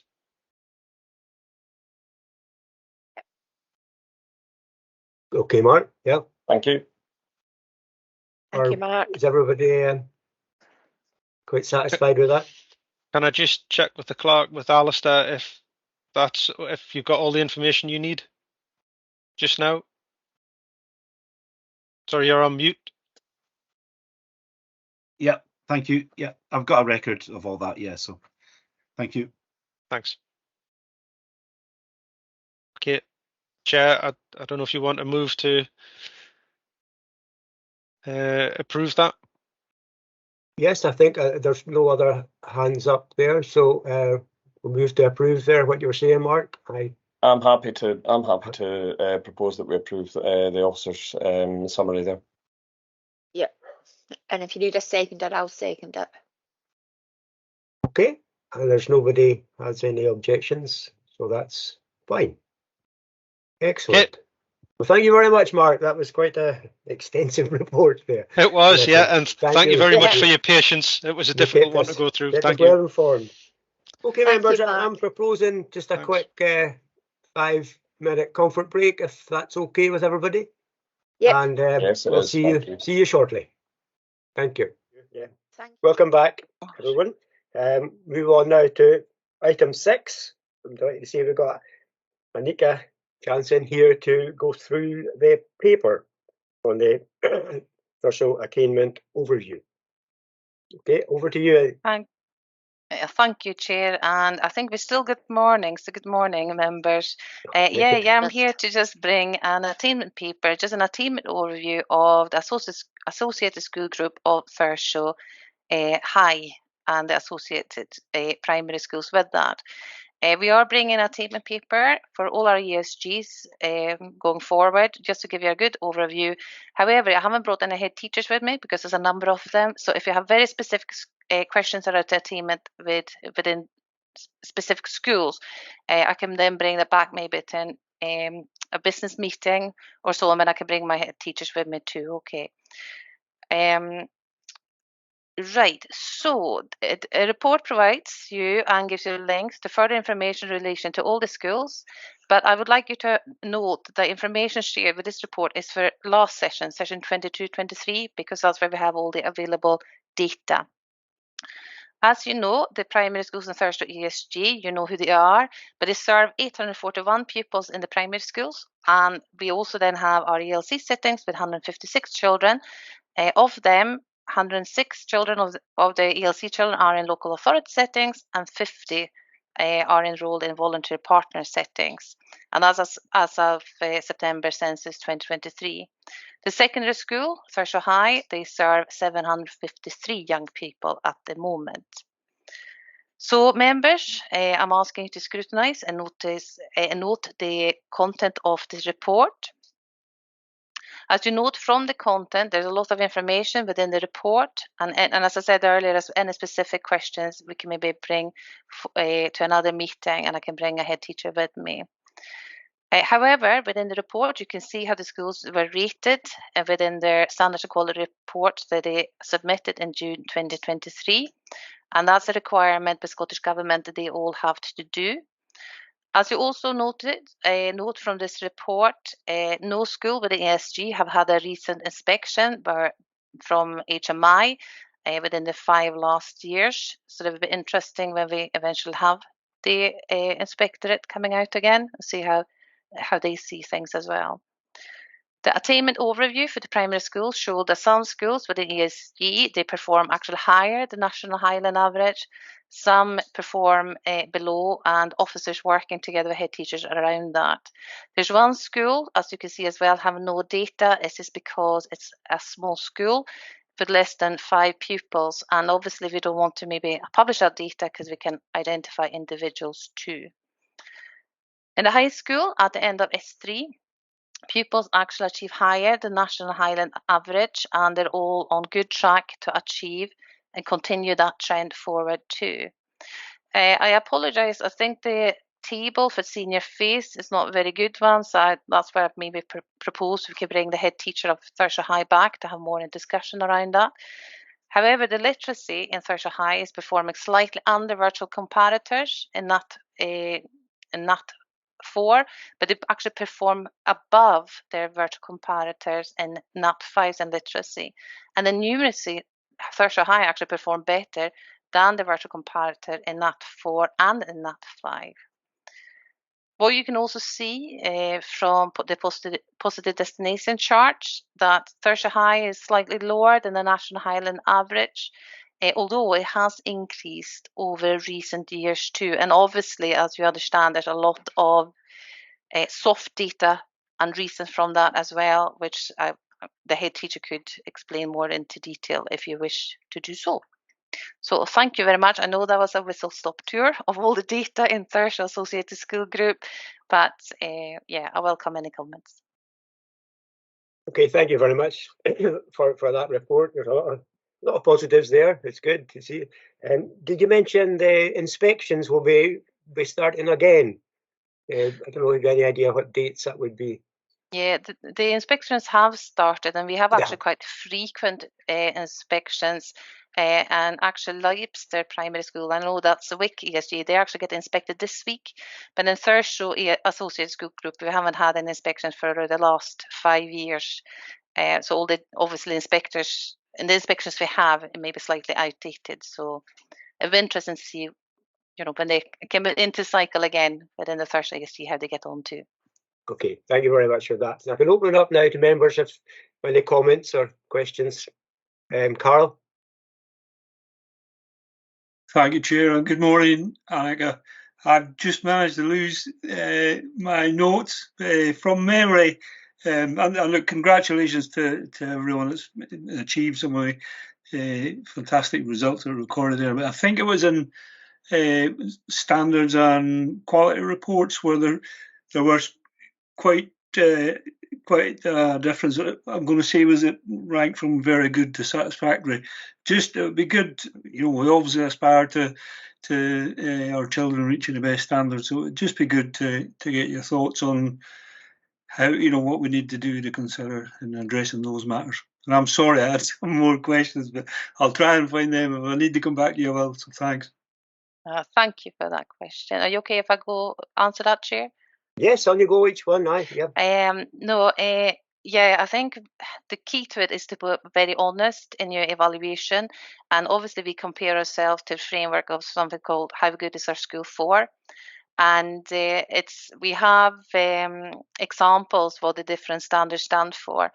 We now have officers as well, our collaborative lead officers, working very, very closely. So a lot of the things we're working with as an authority is moderation across the ESG, but also nationally and also local authority. And I think we will see those gradings in the standards quality report go up. I have to be honest, because it could be just an element you might not be as strong in, and that will make you then put you down as unsatisfactory, for example. I would say as well, we will see a difference in our data, attainment data, I think, going forward as well. Our schools are so much better now because we've done so much moderation and being fair on themselves in the data. I think maybe, and this has been brought up before, schools maybe have been overly cautious as well around it. So, yeah, officers working very closely, especially with those schools that maybe not performing on par or above Highland average or national average. So all of that's been looked at. I hope that answered your question, or maybe confused you more. I don't know. Sorry. Okay, thanks. Anyone else? Any comments on the report? Willie? Thank you, Chair. Annika, yes, I read the report. I really like how the nurseries have done in that area. It's absolutely worth noting that they're all good, very good and satisfactory. And the preschool nurseries, really, really good results there in leadership, assessment, well-being and achievement. So well done there. It's a great start to their education, the nurseries, and it's good to see them doing so well there. Just a comment there, Annika. Thank you. Thank you. And thank you for making a comment of ELC, because sometimes we not forget about them, but sometimes when we bring reports, the school is seen to be more focused. So thank you for noting that. Yes, thanks, Willie. Anyone else got anything? No, as I said, I think it's a good report, and yeah, very encouraging for the schools and the teachers as well. Remember about them, the hard work that they do, and the classroom assistants, etc. Yeah. Okay, if there's no more comments, we're invited to note the content of the report. Noted.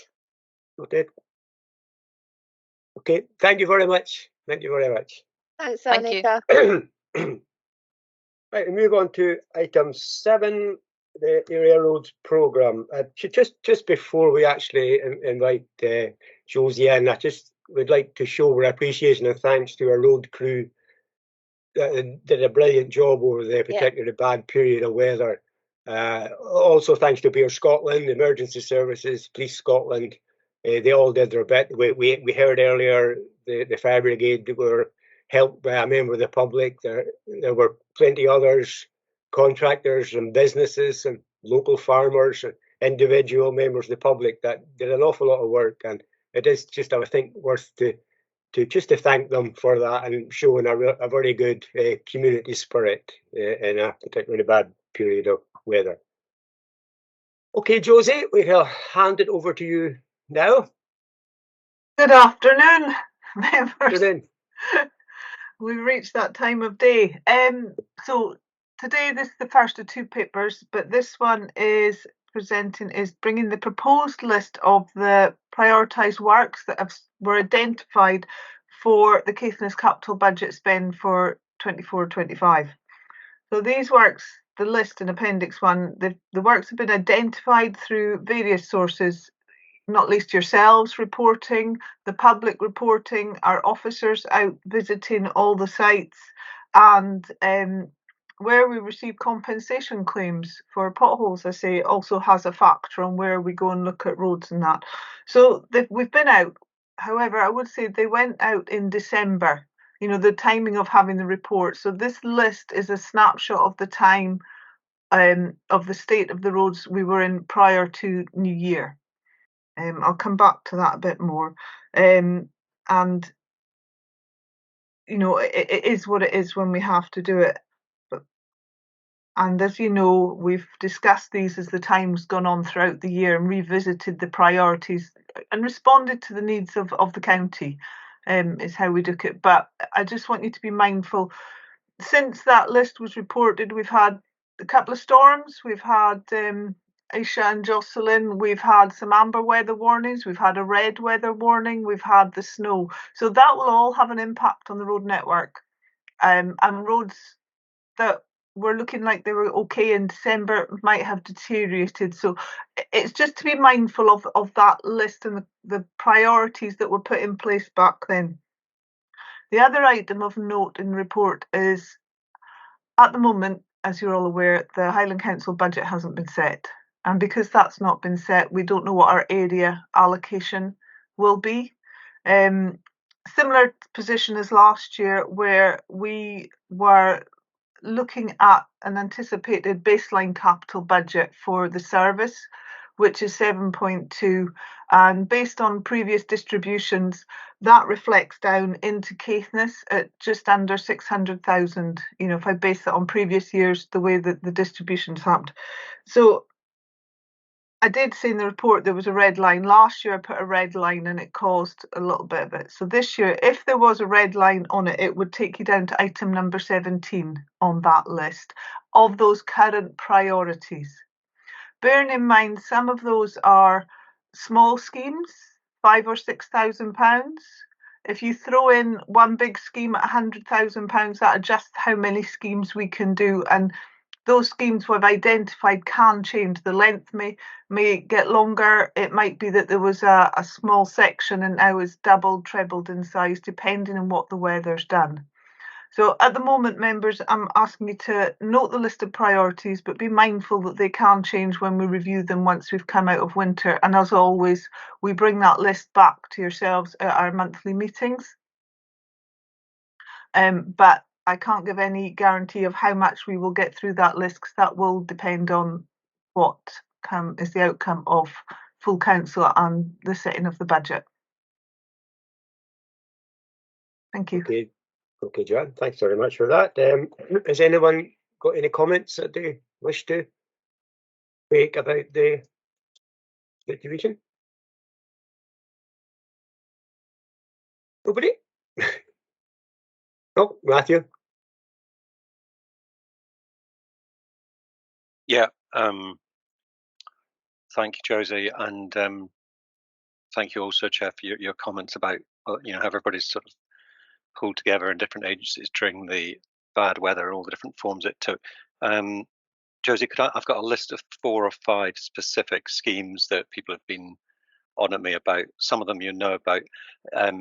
In no particular order, up at Ulrig Mains at the cemetery, there is a lady with disabilities there who told me several weeks ago she could almost not drive her car along the road without it grounding. She has emailed me again in the last 2 or 3 days saying that after the last lot of bad weather, basically, I mean, I haven't been back to have a look, obviously, but she says part of the road has been washed away, and she basically, I think she's saying she can't get out now. She does get a Tesco delivery once a week. So that was the first one. I know from Kevin Mackay, it's pretty near the top of the list. And I also know the crews have been out and they've removed all the loose gravel and shingle and rubble. But that's the first one. The second one, I was going to say it's more important, but it's not. It's probably hard to say which is most important, but it's the long-running one, Safer Routes to School, Castle Terrace in Thurso, where the original arrangement was that in December the raised roadworks were going to be removed and it was all going to be tarred over. Obviously, that's of great interest to all the parents who live in that area in particular. Obviously, like all the other roads, it's continuing to break up, and the same as Mount Pleasant Road adjacent, which I also know is, I believe, very, very near the top of the list. Deep Breath, the other two, more generally, Primrose Avenue, which is number 229 on the list, which, you know, if we do 20 a year, it's not, you know, there won't be a road left by the time we get to it, along with many others. And Lovers Lane, just down by the railway station, is the final one. And a completely different matter, but obviously the new signs for Ray Village, we've probably been waiting, I don't know, 18 months, 2 years for them. It would just, you know, I've said it many times, but it would be really inspiring for the folk in Ray just to see those signs going up. I think, Chair, that's all I've got for the time being. If it's possible to give me quick answers, Josie, thank you. Okay, Josie, you want to answer that before I bring Raymond in? Yeah. Whilst the thanks are really appreciated for what the guys have been doing in all the weather events, responding, it's not just snow that we've been hit, it's wind, it's rain, it's flooding. Those are the same squad that are going to do and fill those roads. And unfortunately, whilst we're dealing with the disruption from the weather, everything else gets put on the back burner. And whilst the snow may disappear one day, we have a huge clear up to do for 2 or 3 days after. So, yeah, I mean, Lovers Lane was programmed before Christmas, and it is still programmed, but we can't be 3 places at once. We do our best to be in 2 places at once. And these guys, as you can imagine, they're out in all weathers, in all darkness. They need their rest and their recovery as much as anybody else. So very much things that we'd identified to be done in November, December are very weather dependent. And this is a consequence of responding to these weathers. They get delayed, they get put back. They haven't dropped off our lists. They are still very much there. We were aware that the quarry was also shut, which can impact the timing of what our works are doing, but also since those weather events, priorities have come along as well, and we're still responding to them. In terms of Primrose Avenue, if it is so far down the list and it is felt by members that they wish to raise that further up the list, that is where you have that ability to highlight a different priority that you wish and raise it further up if you so insist at this list, committee, and say we want that done this year. That's your gift, and that's why the list is presented. It's our engineering list of priorities as officers, but as members you can have that debate and discussion as whether you agree with us and whether you want to have them where they are on the list. That's entirely up to you. But yeah, we've, as you know, there's about 23 roadmen in Caithness that have all been out on winter duties, and that will always take priority over everything else. And unfortunately, we can't just literally drop that and turn around and start fixing the roads. Temperature has an impact as well on whether you can lay tar or not, and you don't want to do it in too much wet. So whilst we are aware of all the issues, probably across the council, the county area, we do have an overview of what's going on, and we do like to get through our wish lists and our to-do lists, but unfortunately Mother Nature can have a different take on it sometimes, especially this time of year. I hope that helps.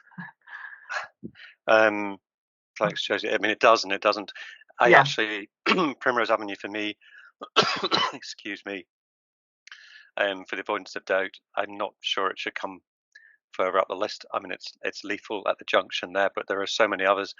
Just very nearby is Henderson Street that is, I can't remember what number it is, but it's way down the list as well. And if we do 17 schemes this financial year, based on your figures, that's 1.7% of the total list of 403 projects. I know that's a very, very rough kind of comment to make, but so I don't have there are so many areas. For me, I think taking the deepest of breaths, the person I mentioned out at Ulrig has got to be right up there. I mean, if she literally says she cannot get out, she has a special service for getting her wheelie bins delivered. They've got special stickers on them for high priority. And I think I for one, I don't know if my colleagues would agree, but Castle Terrace on the safer routes to school, I mean, it's such an impossible thing to decide, but I think I would say that is really, really important for children and folk with prams and lots of young children. I don't really have any other answer, and I know your job is nearly impossible, Josie. So no, Primrose Avenue for me has to come lower down the list than places like Castle Avenue. Thank you. Okay, thanks. Raymond, sorry, you want to come in? Yes, I do, thanks.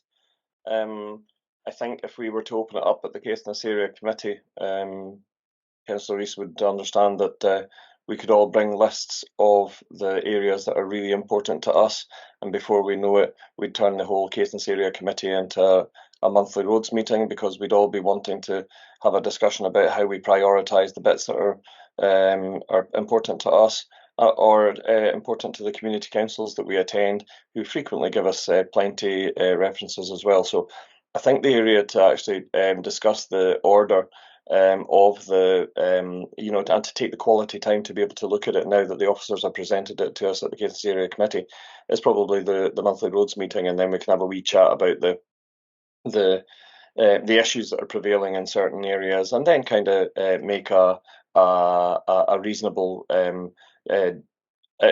try and get a reasonable outcome that the officers can work to. So if Josie and Jonathan, who supports her, are okay with that, then I would suggest that that's the way that we could take that forward. In terms of the snapshot, yeah, every winter is the same. We see that we frequently have to rejig the programme, because every winter we get freeze thaw, and more so here in the far north of Scotland than in other areas where it tends to be snow, slush. Well, I would think that between the fact that we've had freeze thaw and snow slush, we've had blades on the road, we've had salt all over the place, we've had lots of water that sometimes can't get off the road because of the volume that we've got, and that all hits our roads like nothing on earth, and more so probably now, given the fact that we haven't spent money on maintaining them over the past 20 years to the volume that we should have done. So therefore, they're more liable to fall apart now, and cost us more because we didn't spend that money over the past 20 years to keep for their upkeep. So I acknowledge that what you're saying about the 7.2 million, but we also have to bear in mind that 2 million comes off of that before we actually then distribute the money to the areas, of which Caithness gets around about the 600,000. But it's worthwhile reminding ourselves that over the past 3 years we have amplified that from 7.2 million up to around about the 20 million mark. So that's going to be the challenge that we're all going to be facing come February, March, to see what kind of figure we can achieve in terms of capital investment throughout the Highlands, and for Caithness to receive a proportion of that. And this year was the first year that we actually received an even greater proportion, the way that we managed to get council to agree to it. And we landed up with over 3 million or around about the 3 million mark, Josie, being invested in Caithness, as opposed to 650,000. There's a considerable difference there. So, and if we want more than that, it's going to have to come from somewhere. And when your budget is, when the council's budget is absolutely being hammered, especially the capital budget, then it's even more difficult for us to be able to identify other areas. If anything, we should be, I'm sure the council would probably be looking at trying to cut capital projects in lots of areas. And here we are knowing that we have to invest even more in our capital, our roads capital. So that's the challenge that still faces us. In terms of, there is a roads redesign going on at the moment, and that will be looking at the distribution in terms of how we prioritise what area gets what. So that's all very fluid at the moment. Josie, I know that you're part of that team, and we've had to have that suspended because of the weather. We couldn't get everybody together in the one place for the members' workshops. But I would encourage everybody that once they get up and once we find an alternative suitable date, that we actually attend these, because it's going to be really important to each of our areas. Couple of questions now, Josie, if you don't mind. The paths, we were talking about paths. I wouldn't mind if I could actually, going into the new financial year, if there's extra capital that's afforded to us, footways are something that our general public have been talking about quite a bit, and I'd like us maybe to give a bit of time over to that again at the monthly roads meeting, to see if there's any kind of complementary projects that we could look at doing. And I know that it takes a bit away from the roads, but I don't think that we can continue looking at roads without looking at the footpaths at the same time.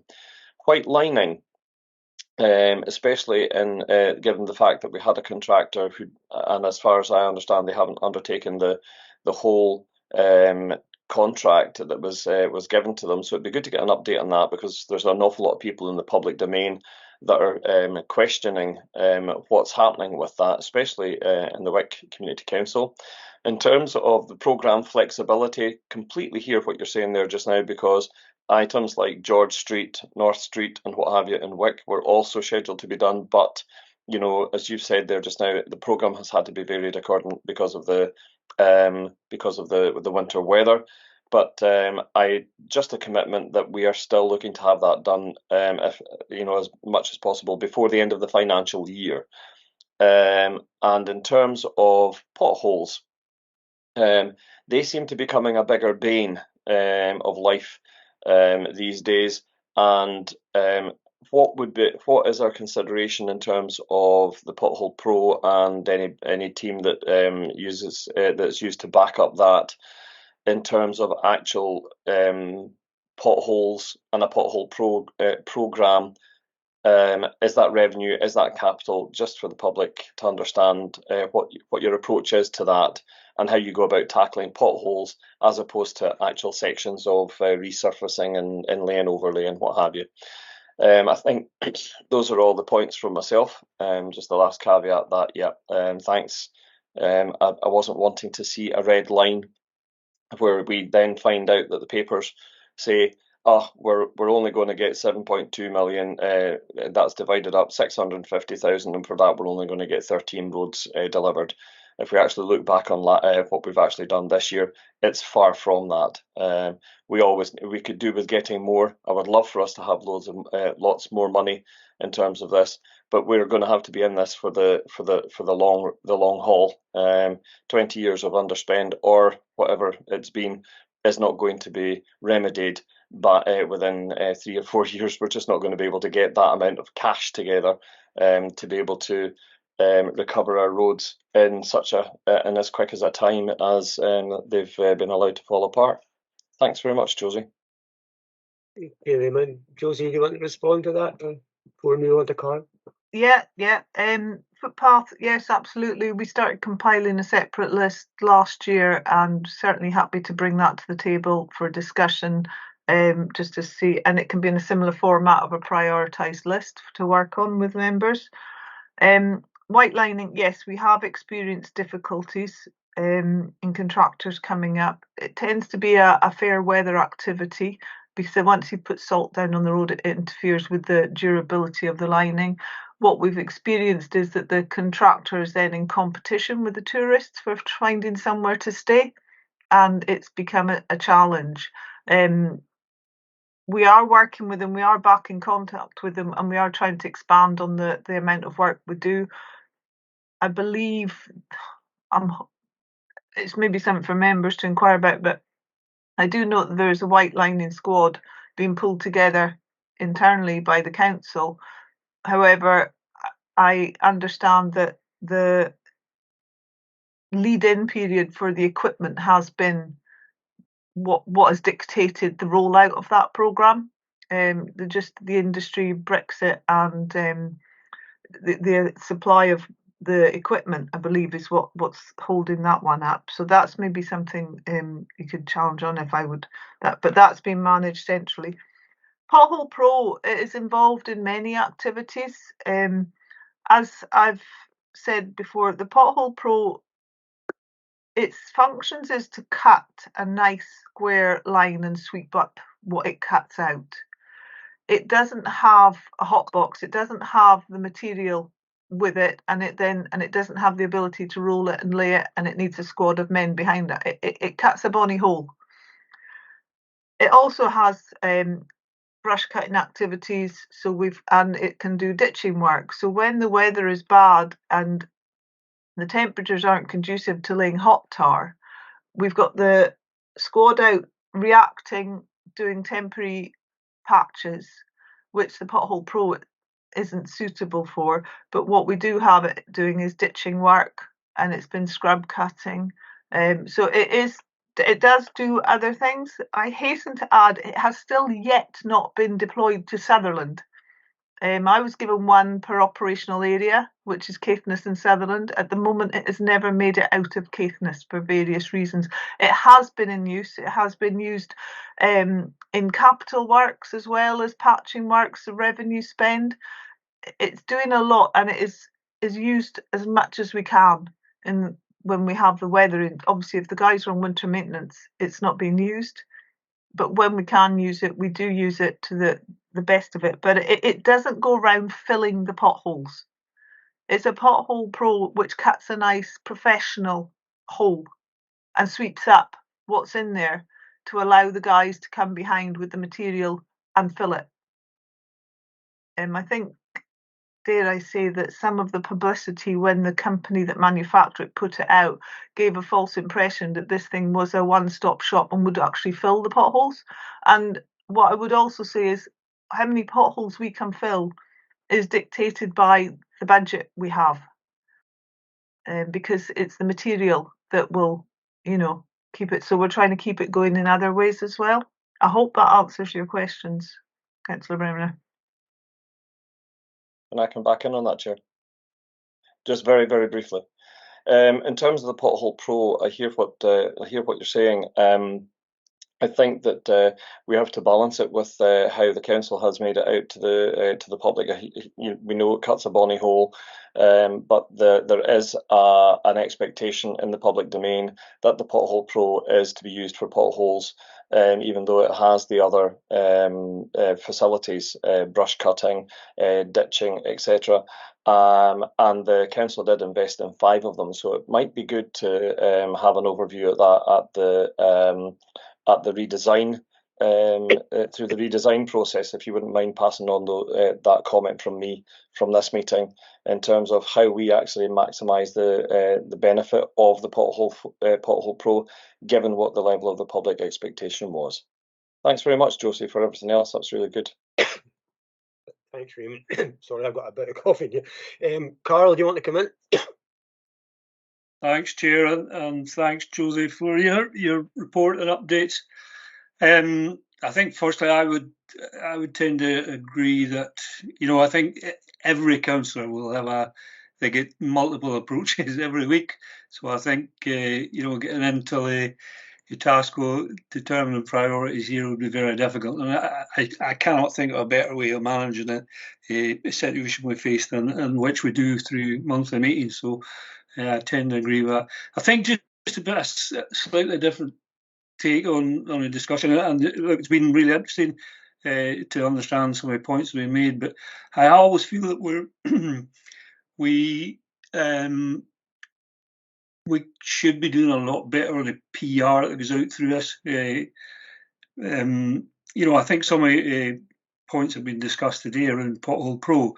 I don't think it'd be too difficult for us to produce some good PR around that type of things. It's so important. I'll never forget one of your previous colleagues, Josie, making a point about drainage on roads. You know, if you can keep water off roads, it's such a benefit in preventing breakdowns and breakdown of road surface. You know, and it's enabling that understanding. I'm always quite surprised. Just in recent weeks, contacted by a constituent a chap who's got a very obvious interest in local politics, and when I think, well, Raymond, you put a lot of information about roads, but a guy just was not conversant on where we were.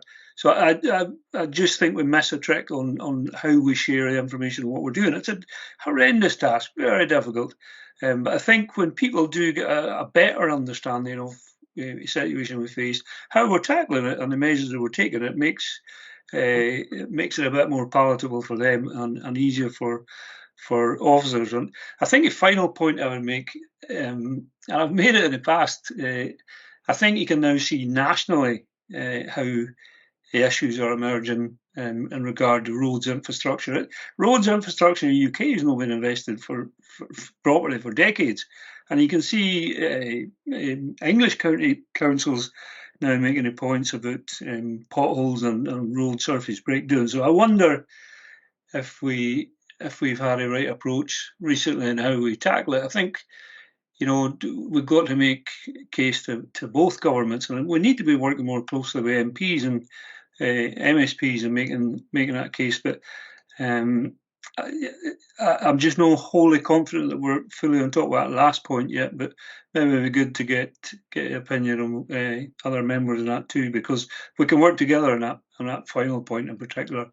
So no real questions for you, I don't think, Josie. Okay, I could, on the publicity side of what we do and how we do, and as part of the roads redesign, there are a lot of fact sheets and newsletters that are going to be produced. Some of them have already appeared on the council's website. I think there's been acknowledgement our public interface on the website maybe needs to be looked at when you compare to other councils. So I think that's something that's on the agenda, although it's maybe not as high as we would all like. On roads and investment, what has become apparent in the last couple of years is the ability to react to price increases and inflation. You know, that has had a huge impact on the amount of work we can deliver on the ground. Our budgets, if you look back, our budgets tend to stay much the same. But the cost, as we all know, the cost of living's gone up, and that has had an impact on what's been delivered on the ground. You know, that's my only comment on that one. The rest is for you members. Okay, Josie, thanks very much. Just on the one point about putting the messages out. I mean, we all attend community council meetings. That could be, and you can guarantee you'll be asked questions about the roads, but that is an opportunity where we could put something out when we do get something positive on the roads. You know, it's an opportunity there. Struan. Thanks, Chair. I'm going to stay off video because my connection is so poor. Thanks, Josie, for the report, and just to add my voices, I think, to those you've already said about the efforts of the crews throughout the various named storms that seem to not stop. Quite frankly, they're coming so thick and fast.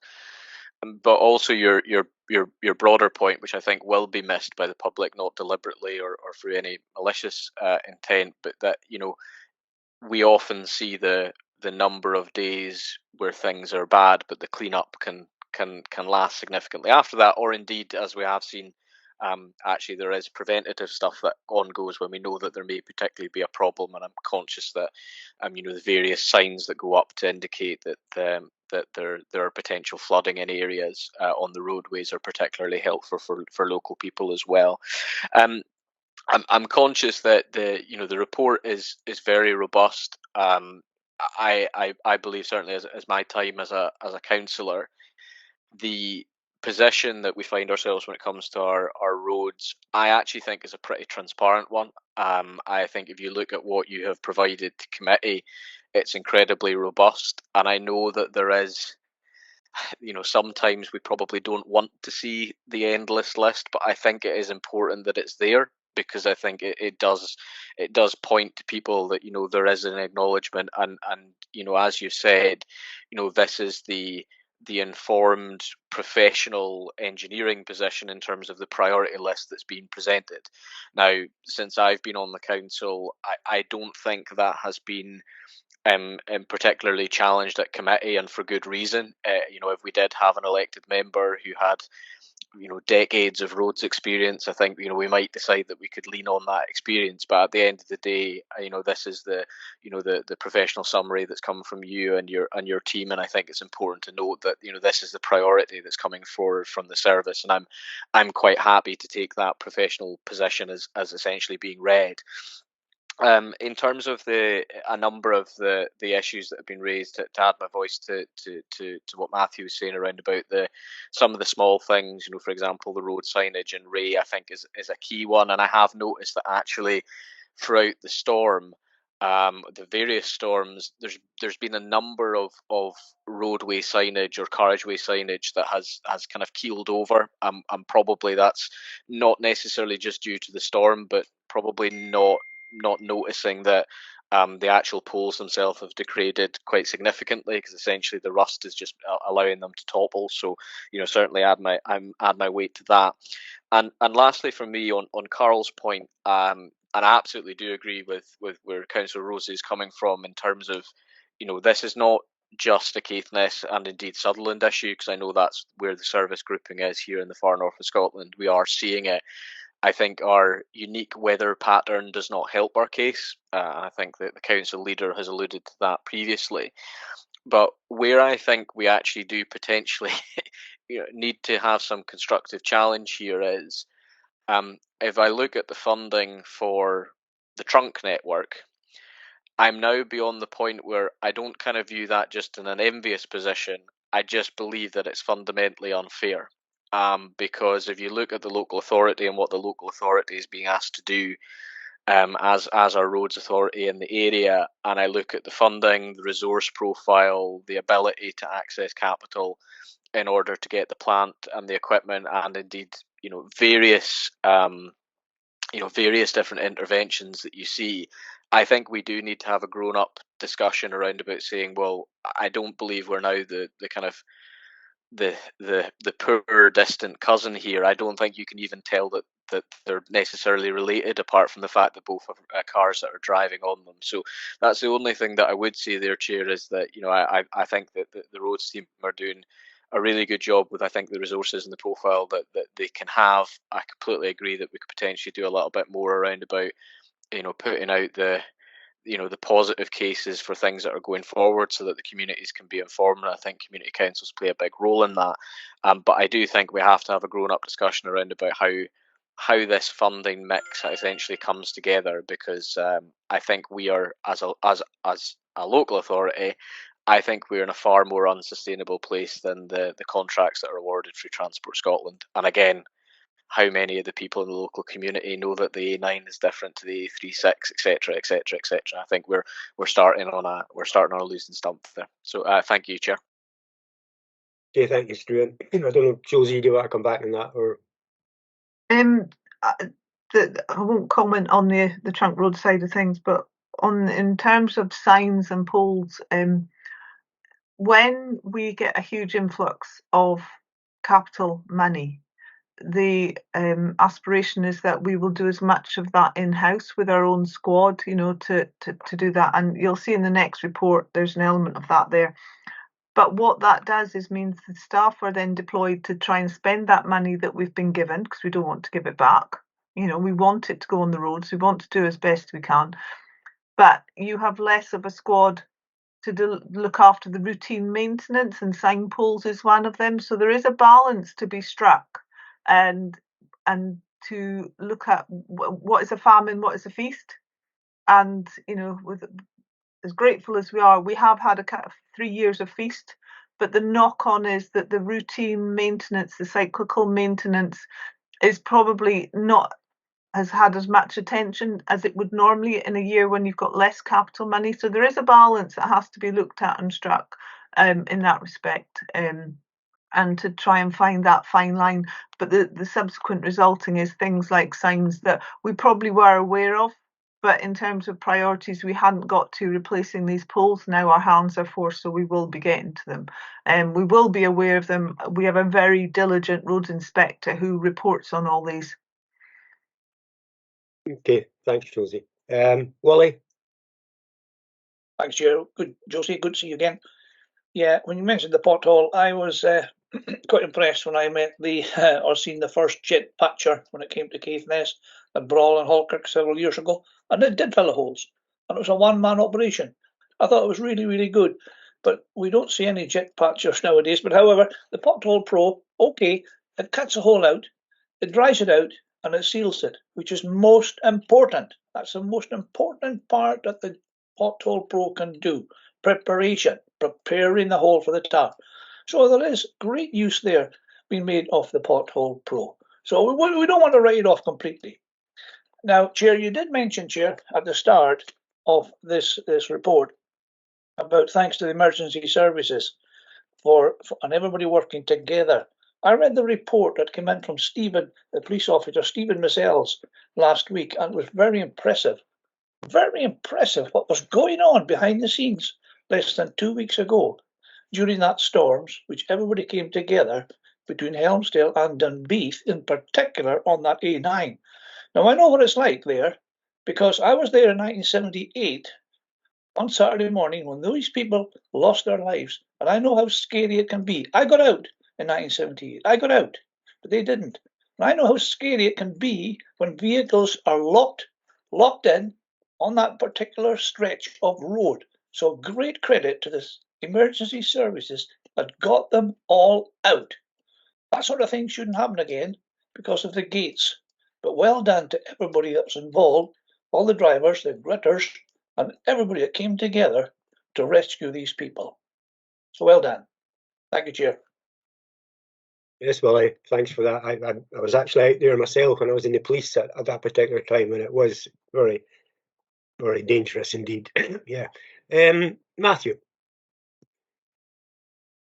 Yeah, thanks for letting me back in, Ron. Willie's right, and one of the things that gave me personal satisfaction was seeing the police and Bear using the quote-unquote new snow gates at Dunbeath, which were put in some years ago, because more recently the problems with the snow seem to, quite a lot of them have actually been north of Berrydale. So it was just something satisfying seeing that those gates, which were put in at quite a bit of expense, proving their worth.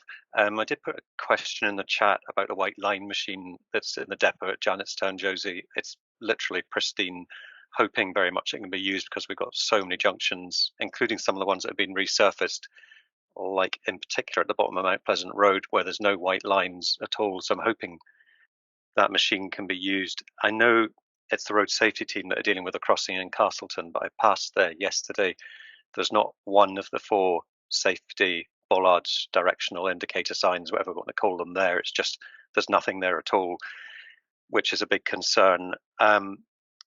And my final point was, I have asked about this before, and I know there's been quite a bit of extra work done with sorry, excuse my throat, clearing out the drains in Thurso after the flooding events. But what I would really like to know is really a cast down assurance that the drains have been done. Personally, and I know there's a dispute about this before, in my opinion, if shops have been flooded twice, I would say that's an emergency, and therefore over time can be authorised by officers to make sure the drains are cleared out to greatly reduce the risk of more floods causing damage to commercial premises or domestic ones. My kind of final point is just listening to all this. Totted up a few figures. Last year we had just over 330 road schemes on quote unquote the list. As you said, Josie, we had a feast, to use your words. We had extra money, same as the previous 2 years. But this year, despite the extra money, there's 403 schemes on the same list. So yes, that's a very rough approximation, but it's a fact. I suppose really, like all of us, are just hoping you can continue to do the best that you can with the resources that are available. Thank you, and thank you to the gentlemen out on the roads each day. Okay, Josie, do you want to respond to that? Yeah. Before Raymond comes in? If I could come back to Councillor Mackay and the jet patcher, we did engage a jet patcher to come up into Caithness for about a week during the summer. So we just didn't publicise that. Maybe going back to the point of the publicity, but we did have one, and it has very limited use in fixing potholes. They can't be too deep, and without, you know, so we can target where it can go. Unfortunately, it's not going to be fixing everything in that respect. Councillor Rees, the flooding issue, we do overtime as an emergency response, and we try and do our preventative work during normal operating hours in that respect, because it's a revenue activity. We do have in use in Caithness one of the new gully gulpers that the council have taken on board. That gets used around Caithness and Sutherland, and it is fully deployed. It again, this summer when it should have been in Caithness, the guys were all delivering the surfacing programme, and this is where the balance of the revenue works and capital, because quite often the guy that can drive the gully gulper and operate it is the same guy that will operate another piece of specialist equipment. So it's that juggling thing that we have to do, but they all have been attended to in Thurso, and they will be on a programme too, and we are in discussion with all the agencies, Scottish Water, Transport Scotland, BEAR, regarding that flooding element. And, you know, as I've said, there is a lot of information on the council website about flooding and who has what responsibility on that one. And Castletown is safer routes to school. It's not one of our projects, but I believe there has been some discussion ongoing in the background with that officer, excuse me, and we've been asked to do some temporary measures until their contractor can come in. It's not something that's within my remit, but I'm aware of it. Okay, Josie, thank you. Raymond, before you come in, can I come in, because I've had my hand up for ages, but it's my hands. We don't see your hand. Sorry, Jan. I know my hand's not been working today. I don't know what's wrong with it. And Josie, thanks very much for this report. And you know, I thanks all the workers and the bad weather. I mean, I actually was going over Dunbeath on the Saturday before Christmas, and it was horrendous, and it was a gritter that came to the aid, and the police, which was amazing. And I get stuck down south, and the roads were all flooded everywhere. It just wasn't in Caithness. It was really, really bad. So full credit to all the men that are doing all the work. And you've said a few times today about the men being deployed to different tasks, either gritting or, you know, tarring or potholing or this. Don't you think it's time, you know, because of the shortage of resources, there was a what do you call it? A bid to get more workers on the ground? That's the first thing. The second, that's one of my questions. The second thing is on the footpaths. I've mentioned footpaths for about a year and a half, and the safest route to school, especially from Staxico up, and that's still a big issue. So the footpaths. So I'm really quite interested in the footpath list that's going to come up as well. The white lining as well. I'm sort of interested to know if we have a white lining machine in Caithness, and especially with all the complaints I've had about the zebra crossing in the Thurso Road at the co-op. I mean, that should really be a priority. But again, we have these roads meetings every month, and for particular roads and different things, because I have 3 pages of potholes. They're not even potholes, no, they're really big. And I'm sure all your force sees all these potholes because they're driving the same roads we are. But I just think it's maybe time to put in a bid for more workers up here, because they're just so fast, they're so stretched so much, and more workers, and with a salary as well to match it, because to be quite honest, these men working on the roads aren't getting paid what they're worth. That's my view on it, and it's a time to put a bid in and get them regraded, because this saying the workers that do the gully cleaning, the roads, the potholes, the gritting, and everything else, I mean, they can't do it all possibly. So it is time that there was a bid for more workers, human resources up in this area, because trying to tell the public it's the same people that does all this, they just can't think it's unbelievable. Okay, That's my Sharon, comment. Thank you. thank you very much. Sorry, Rosie, do you want Raymond. You'll respond before Raymond comes in. Yeah, and apologies to Councillor Rees. The white lining machine, it probably is parked up in Thurso at the moment. What it does is it goes back onto a lorry and it shares the back of the body with a gritter. So as you can imagine, at this time of year, that lorry is deployed with a gritter on it. We have had mechanical issues with the lorry, and it's a lot of the time it's not been operational. And so we have had some challenges. We've got some issues where we're working closely with our colleagues in Fleet to try and remedy that. On top of that, we've had a experienced staff retire. So we've had some guys that are going. So the skills that we're having to train up some new people to deliver it. It's not just you can hear you go out with a bucket of paint and off you go. They're handling hot material. So the training is another element we have to pick up on. And if you can appreciate, you're sending somebody away for 2 or 3 days training, you're losing them on the road to deliver the works. There's a constant juggle on that one. In terms of the bid for more workers, what I maybe has missed, and Councillor Bremner will probably keep me right on this one, is about 2 or 3 years ago there was an addition of £2 million to the road's revenue budget. Now the revenue budget is what dictates how we are resourced, how many men we have and where they're based. It's not the capital budget. So, and that was taken by our then head of service, and how that was divvied up and separated out. And Caithness received 2 extra assistant foremen at that time from that pot of money. It was split out across the council, but there was a commitment for that. But it has to go into our revenue pot to enable that to be resourced up, and then you have to engage people and train them. So but I believe the revenue budget is also part of the roads redesign project and some workshops as well. So it's maybe that would be the best place for that whole topic to be aired and discussed and understood better. Okay, Josie. Sorry, Josie. Is it the I didn't quite understand what you said there. Is it the lorry that's malfunctioning, or the white line machine itself? The lorry has been an issue, and then the communication between the lorry and the white liner, but it's mainly been the lorry itself has been the issue. And then when it has been working, we've had to use it as a gritter.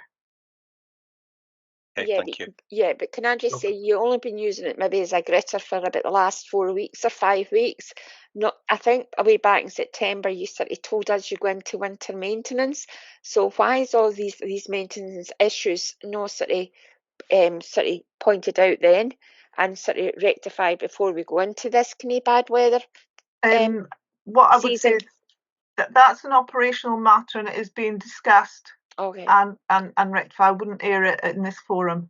Okay, thanks. Raymond, thanks, you've been Joseph. waiting there. Sorry. Yes, Raymond.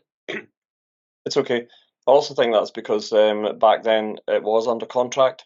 We were looking at the issue where the contractor hasn't actually completed the contract. So for whether the council has the ability to do it or not, it was to be delivered under contract. So what we were told back in September was ipso facto. It was de facto, and the local community council were told that.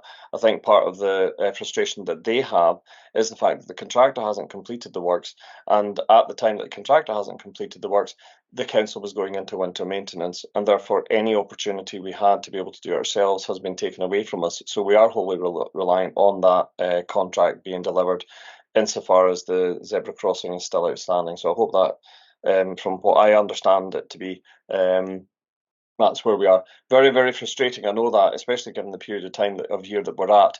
But hopefully, once we get around to the March period, we can hopefully have the issues with the lorry and our own white lining and our own personnel. But as Josie says, that's actually part of the road review and the workshop. So it'd be a good opportunity for members to feed into that once we get that workshop rescheduled. Chair, I think Councillor McKeon wants to come back in.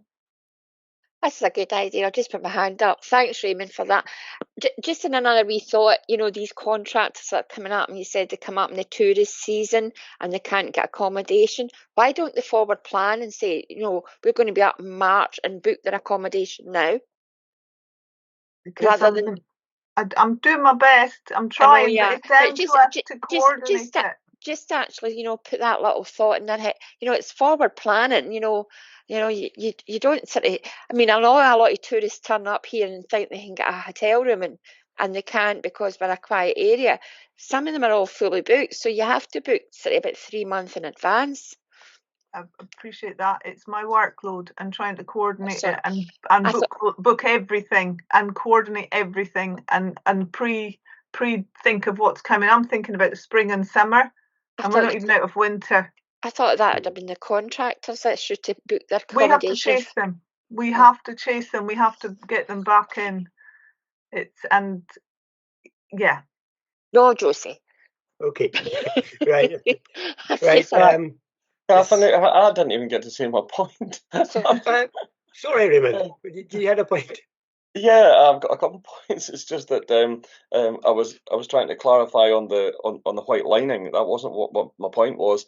And even on that, I think that, you know, over the history of time, we've found that, and this is still not my point, but over the period of history of time, trying to get contractors up here to do works like white lining is like trying to pull hen's teeth.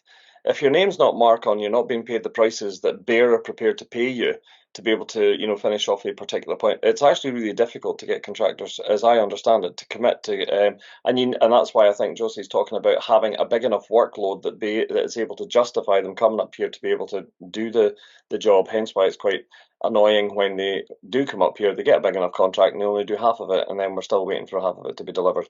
But again, it's all part of the parcel. We can actually feed that into the redesign process. I would like to see how we can actually look at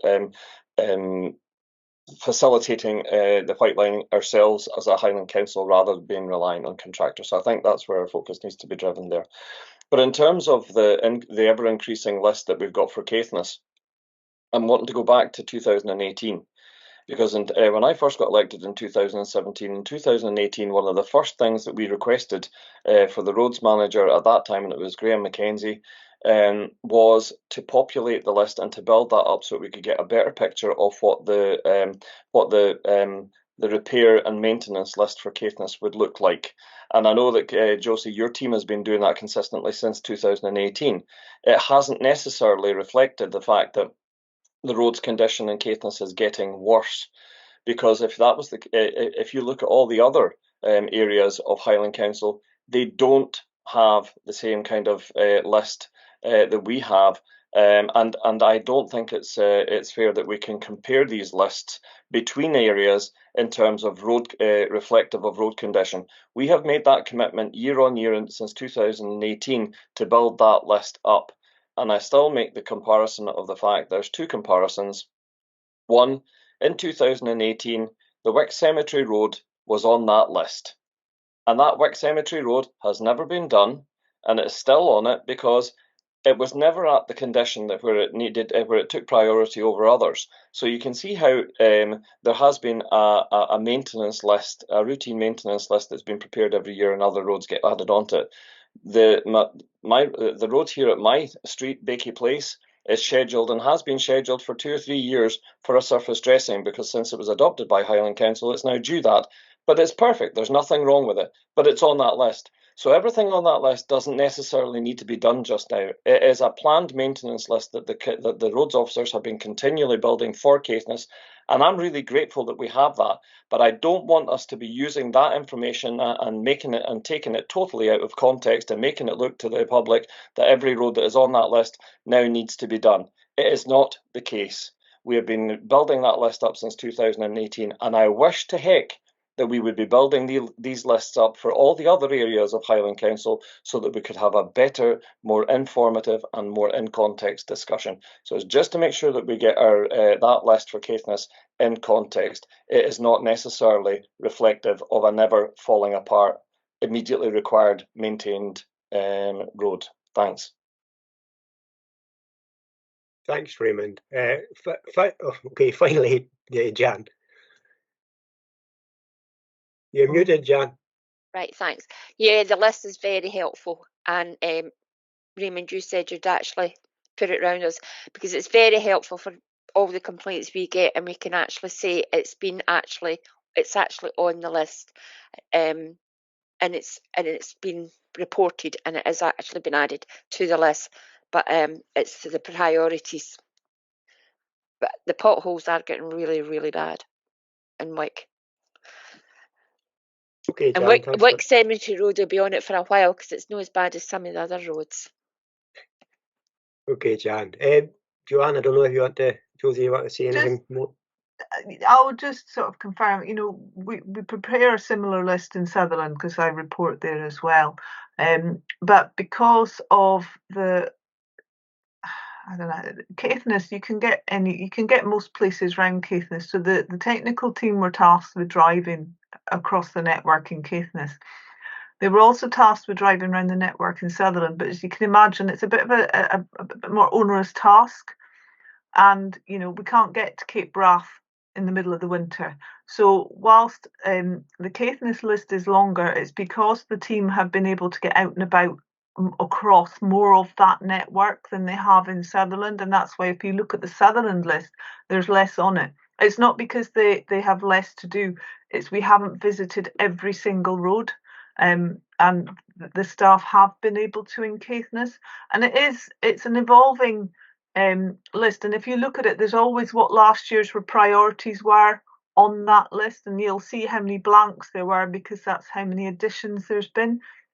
So it is an evolving, I call it a shopping list. So if more money comes along, we've already got what items we want to go to and where we visit, and it's not necessarily it is automatically the next one on the list. It is an indication of where we should be looking, because we are aware that at some point these roads, there might be a minor element just now where we're looking at surface dressing, and then sometime in between that becomes patching, and then if we don't get to it because the priorities aren't there dictating, so it becomes an overlay. So it's a shopping list with the highest priorities at the top that your essentials are on, and if more money comes in, we filter down. But the next report will highlight that probably better. Okay, Josie. Yeah, thank you very much. Just on the list, of course, there is a problem too that once you've done the top ones, there's some more coming in the bottom, so it's a bit of a sort of endless list, Yeah. Yes, there's always going to be ongoing maintenance around the network because it doesn't stay still; it gets used, and you want it to be used, but there is, outside influence that are affecting it. Age is one thing, the weather is another, what the type of vehicle it's, what is its use. That all impacts on something that is a live element of being used and always being on the go. If you sat back and let your house that you built 20 years ago and never did anything to it, it would start falling down. And that's where we are. It's absolutely ongoing all the time. Yeah. Thanks. Just one quick question, Josie. There was sort of 4 roads in Thurso that was identified well before Christmas. They're a bit further down the list, but I think you are hoping to get them done quite soon. I take it that could still be happening. As always, we would love to still be able to do it. This time of year, it is very much weather dependent, and as you'll see from the next report, how we fared on our spend and what we've managed to achieve. Okay, thanks. And of course, the important point there is that it has been highlighted that we have the monthly roads meetings, and that is the opportunity when we can maybe suggest this road is a wee bit more important than the official list as such, which, as you say, it's pretty flexible. But yeah, so that I can reassure the public that we do discuss this continually at the monthly roads meeting about the condition of the roads and trying to improve them. Okay, members, we've been invited to approve the prioritised area roads capital programme. Are we okay with that? Thumbs up there. There's nobody saying okay. Yep, we shall pass that then. Thank you, Josie. And I'm afraid you're next on the list again. Yeah, I'm afraid. So the second paper is a report of this financial year, the 23-24 roads capital works to date. At the time of presenting last year's prioritised list, it was the 6th of February. We didn't know what the budgets were going to be at that time. So it wasn't set because the Highland Council budget hadn't been set. And again, the assumption was that the budget would be based around the 7.2 million for the service, and that would give an indication that, again, Caithness would be looking at the 600,000. And last year we did put a red line on it, which gave you an indication. I think it was about 13 schemes. However, when Highland Council set their budget, they were very generous and they topped up the roads allocation from 7.2 to about 20 million. And this resulted in an allocation for Caithness of 2.9 million. So it was a huge, increase in there, significant increase in what we were anticipating when we come to committee in February. So as we had a prioritised list, this was allowing us to filter down and run through it, but also at the same time we were looking at what happened, what had changed since February on the road network out in Caithness, and that list got added to. It was discussed frequently with members, and it also allowed, because we'd approved such a huge list and the majority were on it, we didn't come back to committee with another prioritised list once we knew the budget. We were allowed to continue on and get the works done, and so what you've got in the report is the updated budgets, where they came from, which pot was. There was the baseline capital allocation.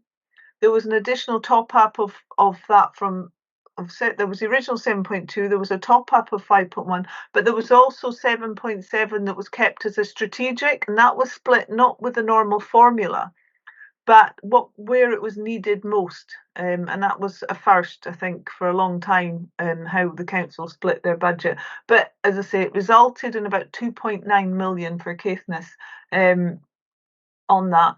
And the Appendix 1 of that list is the original Appendix 1 that was presented last February, along with additional. So you can see the list has grown some, the numbers have gone down, but also there's a status, whether it's been completed. And all for your information, I've given you whether it was completed in-house or whether we engaged an external contractor, because as I said before, the sheer amount of money that we were being asked to spend in that 12-month period with the resource we have, we as much as I would like for our staff to deliver it in-house and keep the costs, we couldn't deliver it. There were some, so we took a decision and we gave work out to a contractor, so the County of Caithness got the best benefit of the money, and this is where we are sitting at the moment. And as you'll see, that there's some sporadic ones further down. I left them in the original priorities, but you'll see that 92 was done, and then number 100 was complete, and some on the bottom. And for Councillor Mackay, item 117 was jet patched. So you can see where we've done and how we revisit the priorities as the year goes on, members. So that's where we are. We are largely spent. There are some little bits and pieces. I'm waiting for some final invoices and some figures to come through for the end of January. But we have largely spent our capital allocation, I'm pleased to say, and that the works that we are delivering at the moment is revenue funded, unless I get I can look at the budgets and see where we are for the end of the financial year. But it was just to give you an update on what we'd managed to achieve. I think it was about 60 odd schemes in the end, which this time last year I think we were a bit despairing, but it's a huge what we can do in Caithness. You're on mute. Yeah, sorry, I did all for coughing again. Yeah, thanks, Josie. That's very interesting indeed. Yeah. Wally, do you want to come in? Yeah, thanks, Chair. Josie, always interesting, the roads department. Always has been interesting. Now, Josie, I came across something, a report here not so long ago, which I think we all got. And I was reading with interest that I'm not sure if I'm right or wrong, Josie, but you can keep me right. That money allocated, forthcoming money, is depending on the average spent over the past 3 years. But if there is severe weather like we had in the last few weeks, that is not taken into consideration of the expense over a 3-year period. Am I right in saying that? You are referring to the winter allocation for winter maintenance is what you're referring to, not for road maintenance. That's just for the gritters, the salt and everything. That's a winter maintenance allocation. Okay. Thanks, Josie. And I believe that was in the members' briefing for the budget workshop. Yes, it was. That's where I seen it. Yes. Thank you. Okay, Josie. Raymond? Yeah, thanks for that. I just wanted to highlight the fact that for the past 3 years, and particularly in the last year, because you landed up with that much money, you were wondering how in the heck you were going to manage to get it spent. But with the help of the monthly road meetings, we've kept an eye on it and kept on top of it, and we have spent it. I'd like to particularly highlight the fact that, you know, on social media, when we see all these, I remember 2 years ago seeing the photographs of broken roads up at Dorreray and in other places where they were absolutely falling apart. And we now have lovely brand spanking new, newly surfaced roads. The same at Bower Tower, where the whole road there has been completely renewed, resurfaced from start to finish, even to the point that where it was potholes and such a bad surface. And now one of the complaints is the speed that cars can actually travel along the whole length of that road. And wherever the council actually resurfaces and replaces road surfaces, there seems to be little acknowledgement on the fact that that has actually been done. What we get is more photographs of more bust up roads. Now that will always be the case until we manage to get over the point that the underspend that we've had over the past 20 years, until we get to the point where we recover that position. We are always going to be gifting positions of bust up roads for people to take photographs of. We know that at the council, but what we and in reflecting on that, you can see that because of the amount of absolutely fantastic road surfaces that we have now. Now, we were never in a position to be able to provide that in Caithness for many, many years. The people up the back of Smurl and lots of places where there are not an awful lot of people going, but it is essential for the people who live there to be able to have these roads done. Hoostry, Smurl, Dorreray. There's still work ongoing at Bralban and Shureray, even through the STTS and what have you. So there is, so long as we can manage to find what extra capital we can allocate, that commitment is still going to be there. It's not going to go away. We are not going to forget about it. We're not going to require to get, loads and loads of photographs to remind us that our roads are breaking apart. We know that, but what we are committed to do is actually get them fixed. And in this past year, 3 million is an awful lot of money to spend, Josie. And the fact that your team have managed to do that, hats off to them, because the more money we find, the bigger we make that challenge to your team. And as Councillor McEwen has mentioned, that extra resource has helped. But it does put your resource under an awful lot more pressure the more money that we come at, especially if we don't match the capital with a little bit more revenue.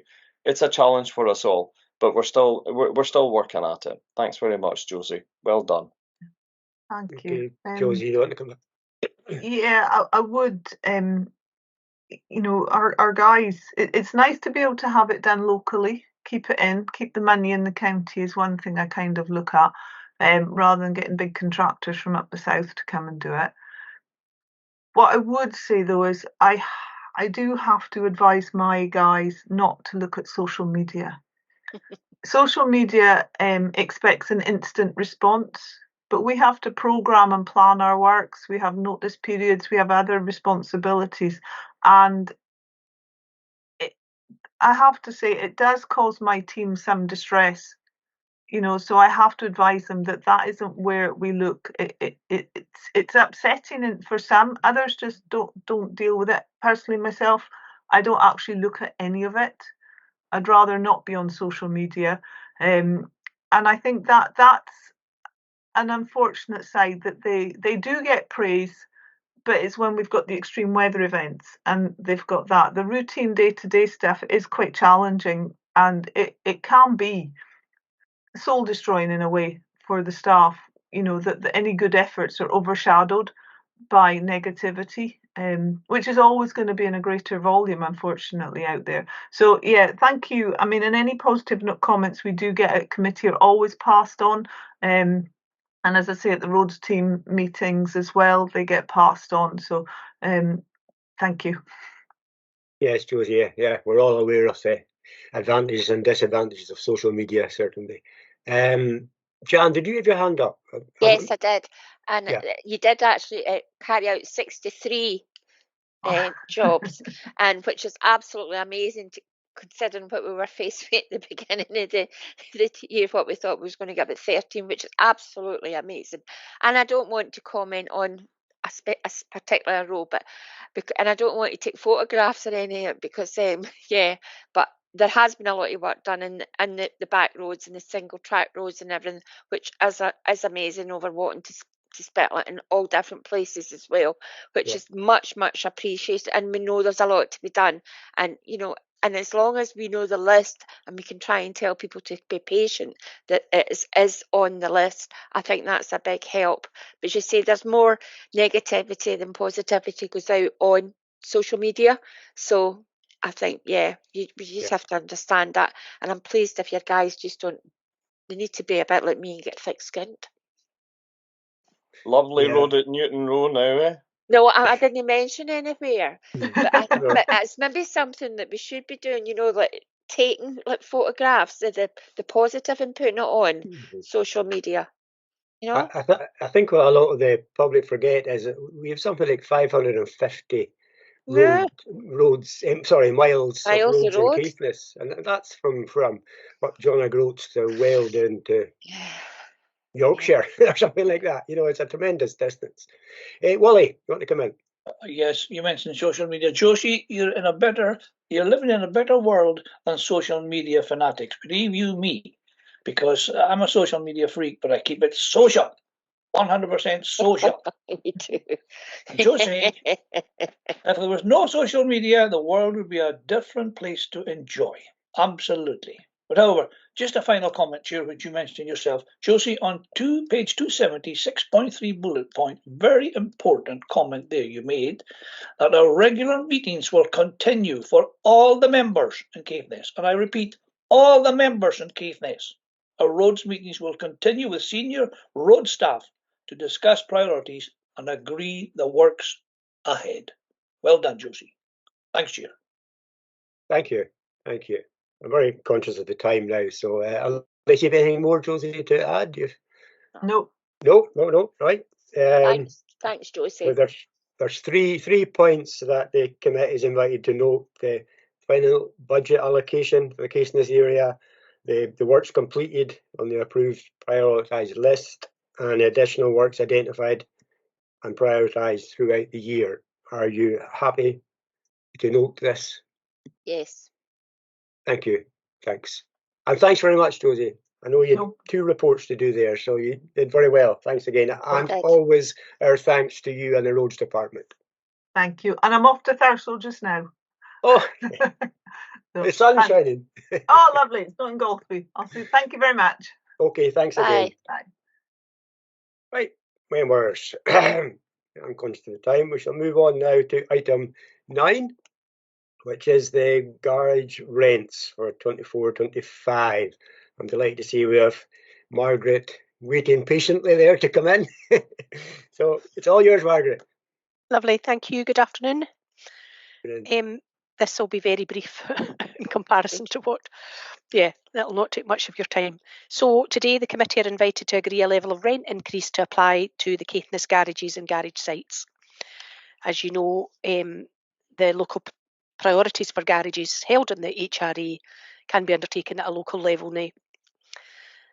For noting, the Caithness Area Committee on the 6th of February 2023 agreed a rent increase of 7% for garages. You've got some stats there at number 5, letting you see the number of units and the income generated from that. The average garage rent Highland wide is £10.77 a week, and the garage site rent average £165 a week.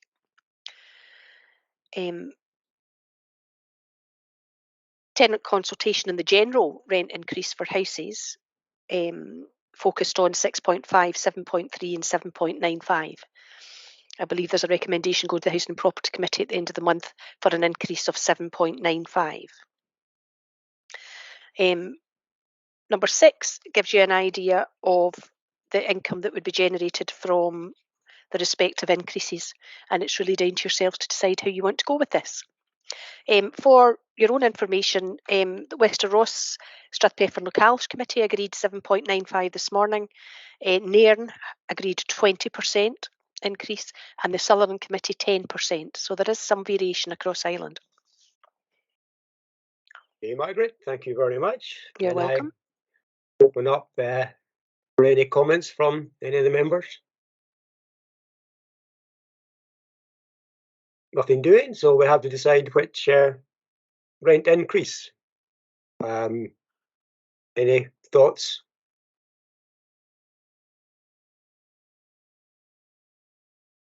No thoughts at all? My thoughts 7.95, considering the other ones are 10% and 20% and whatnot.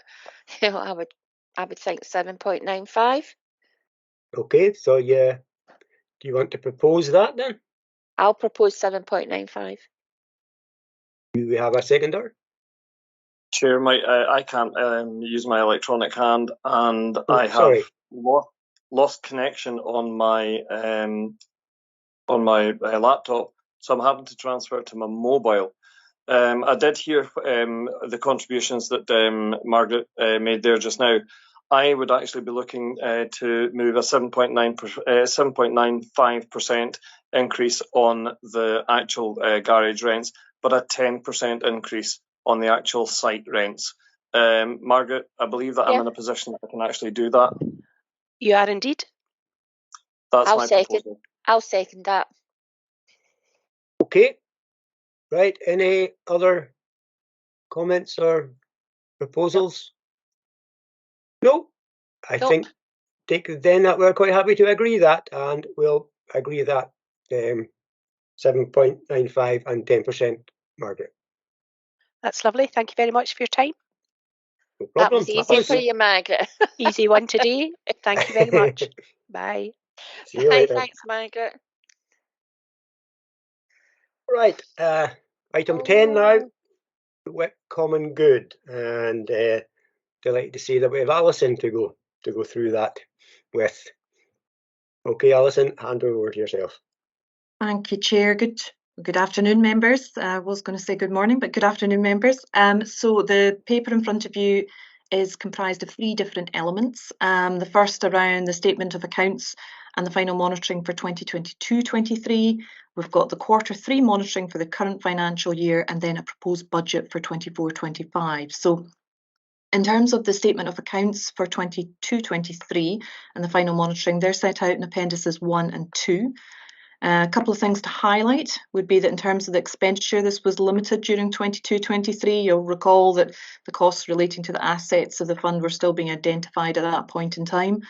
Income was almost double than expected, and that comprised of rental income, letting income, and also in particular invitation to pay car parking income. So in relation to those two statements, you're being asked to agree the statement of accounts and also the final monitoring. So section 5 of the report, that's setting out the latest monitoring for this financial year. At present, there is predicted to be a £6,650 deficit against the agreed budget. This is due to a couple of different factors, namely lower than budgeted income, particularly from car parking, and of course property costs for the common good assets have been identified over the course of this year. You're being asked to consider and comment on the Q3 monitoring statement.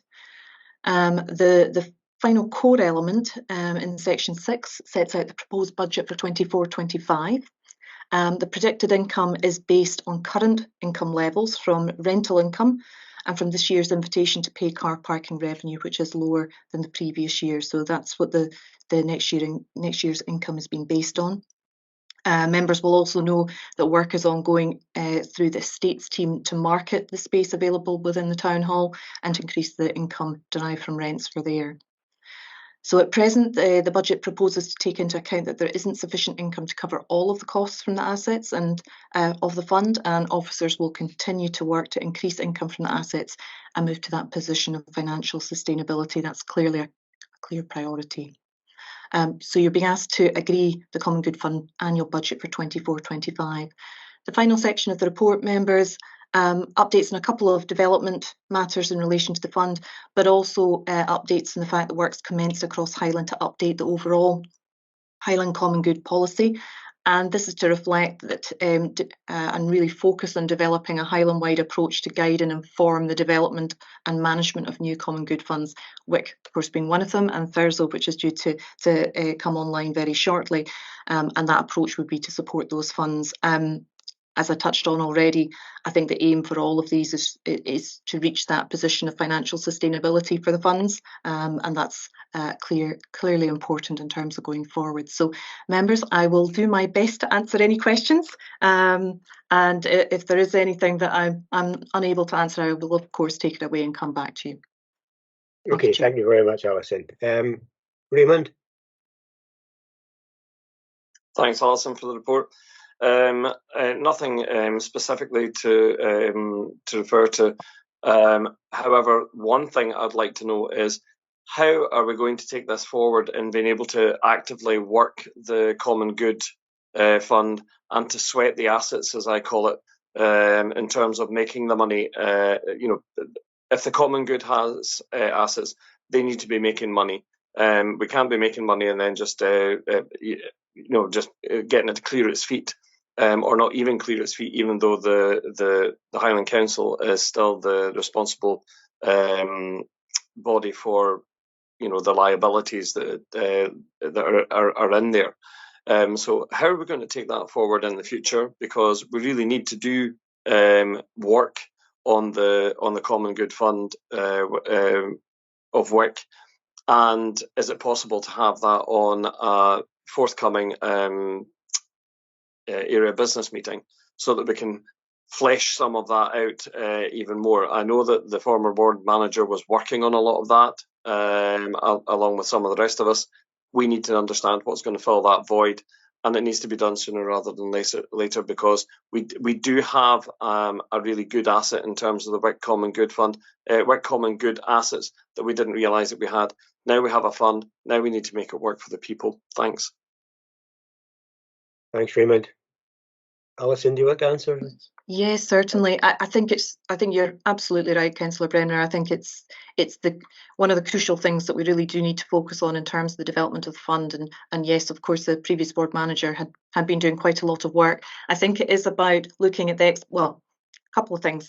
One, it's about taking a steer from you as a member. So I think having that on the forthcoming business meeting agenda over what you see as some of the opportunities you would like to explore.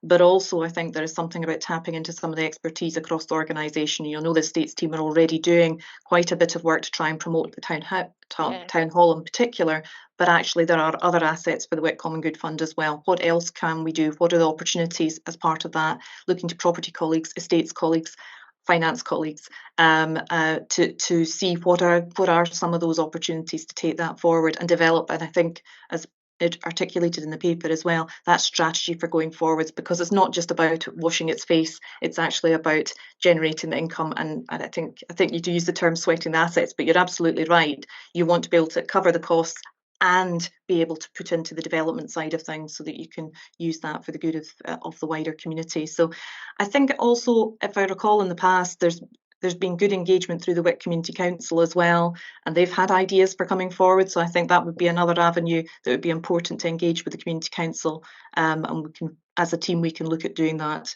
going forwards along with yourselves. Thanks. Jan? Yeah, I know that the town hall is a big asset as well, and I see the property cost is suspected for next year 13,350. Me personally, I'm trying to promote the town hall to people that just maybe want to use it once a month, or like an office space for once a month and whatnot. So I'm hoping something will come of that as well. But yeah, we need. But I mean, it's all laid out here quite clearly, so that is quite good to take to the Wick Royal Borough Community Council as well, because they're always asking about the community fund. So they are. So it's actually all down there in black and white and quite clear to read. But we need to, as Raymond said, try to sweat the assets a wee bit more with the town hall and different things as a venue for various things.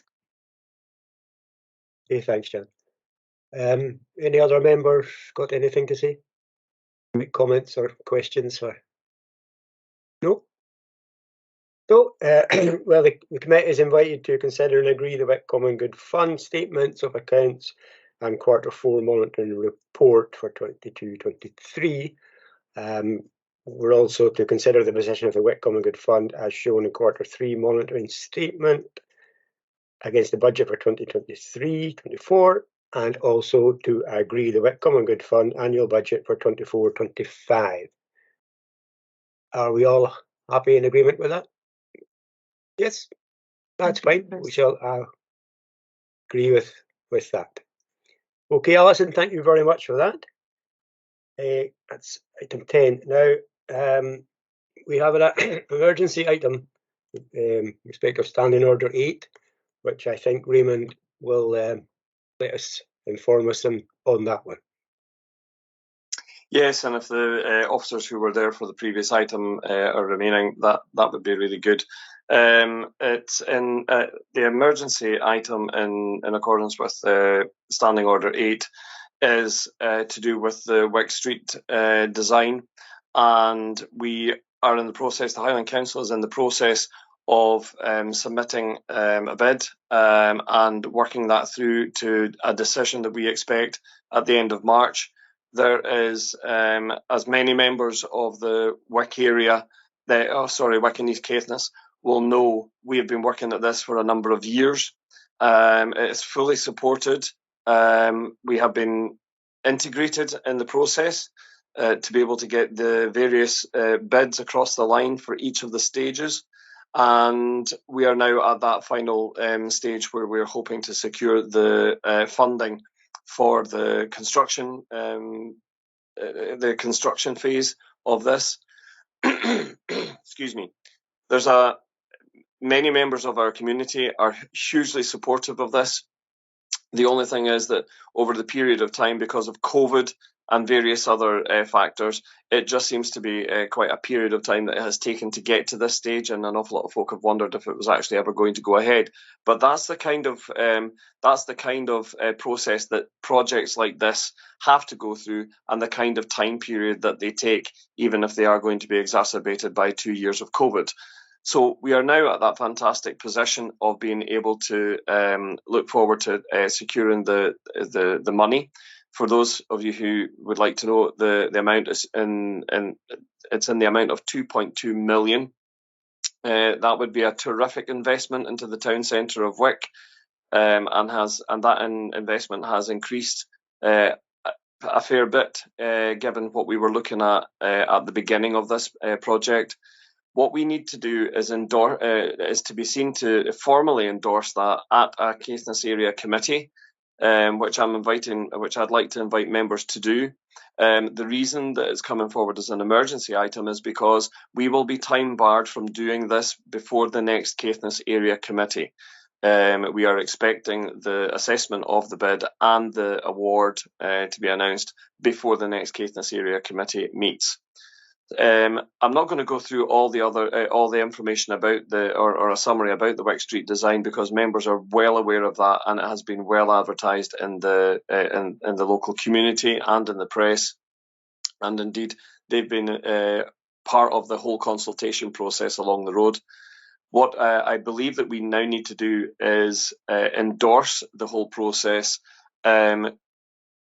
state that the members are absolutely agreed to the submission and are fully supportive of that submission, and in the hope that we will secure that £2.2 million, and have the chair of the Caithness Area Committee write in view of that support, and to have that shown as agreed as part of the minute of this meeting. Now, I would hope that even if we can't get the full draft minute of this meeting in place before the end of the week, perhaps we could have an extract of the draft minute available to reflect any such decision that we make here, and that plus the letter, and I'm happy if members are also in agreement to work with the chair and with the officers to be able to put that letter together and to have it signed by the Ward 3 members. Signed as endorsed by the Ward 3 members, and then submitted to Gary Smith, who's the officer in charge of dealing with the application. So that's basically the item that I've brought to the committee. I'm happy to accept comments, but so long as they're both in the positive and stating this is all fantastic. Okay, Raymond, thank you for that. I'm sure we all understand the reasoning for bringing it as an emergency item. Jan? Yeah, I've 120% endorsed this.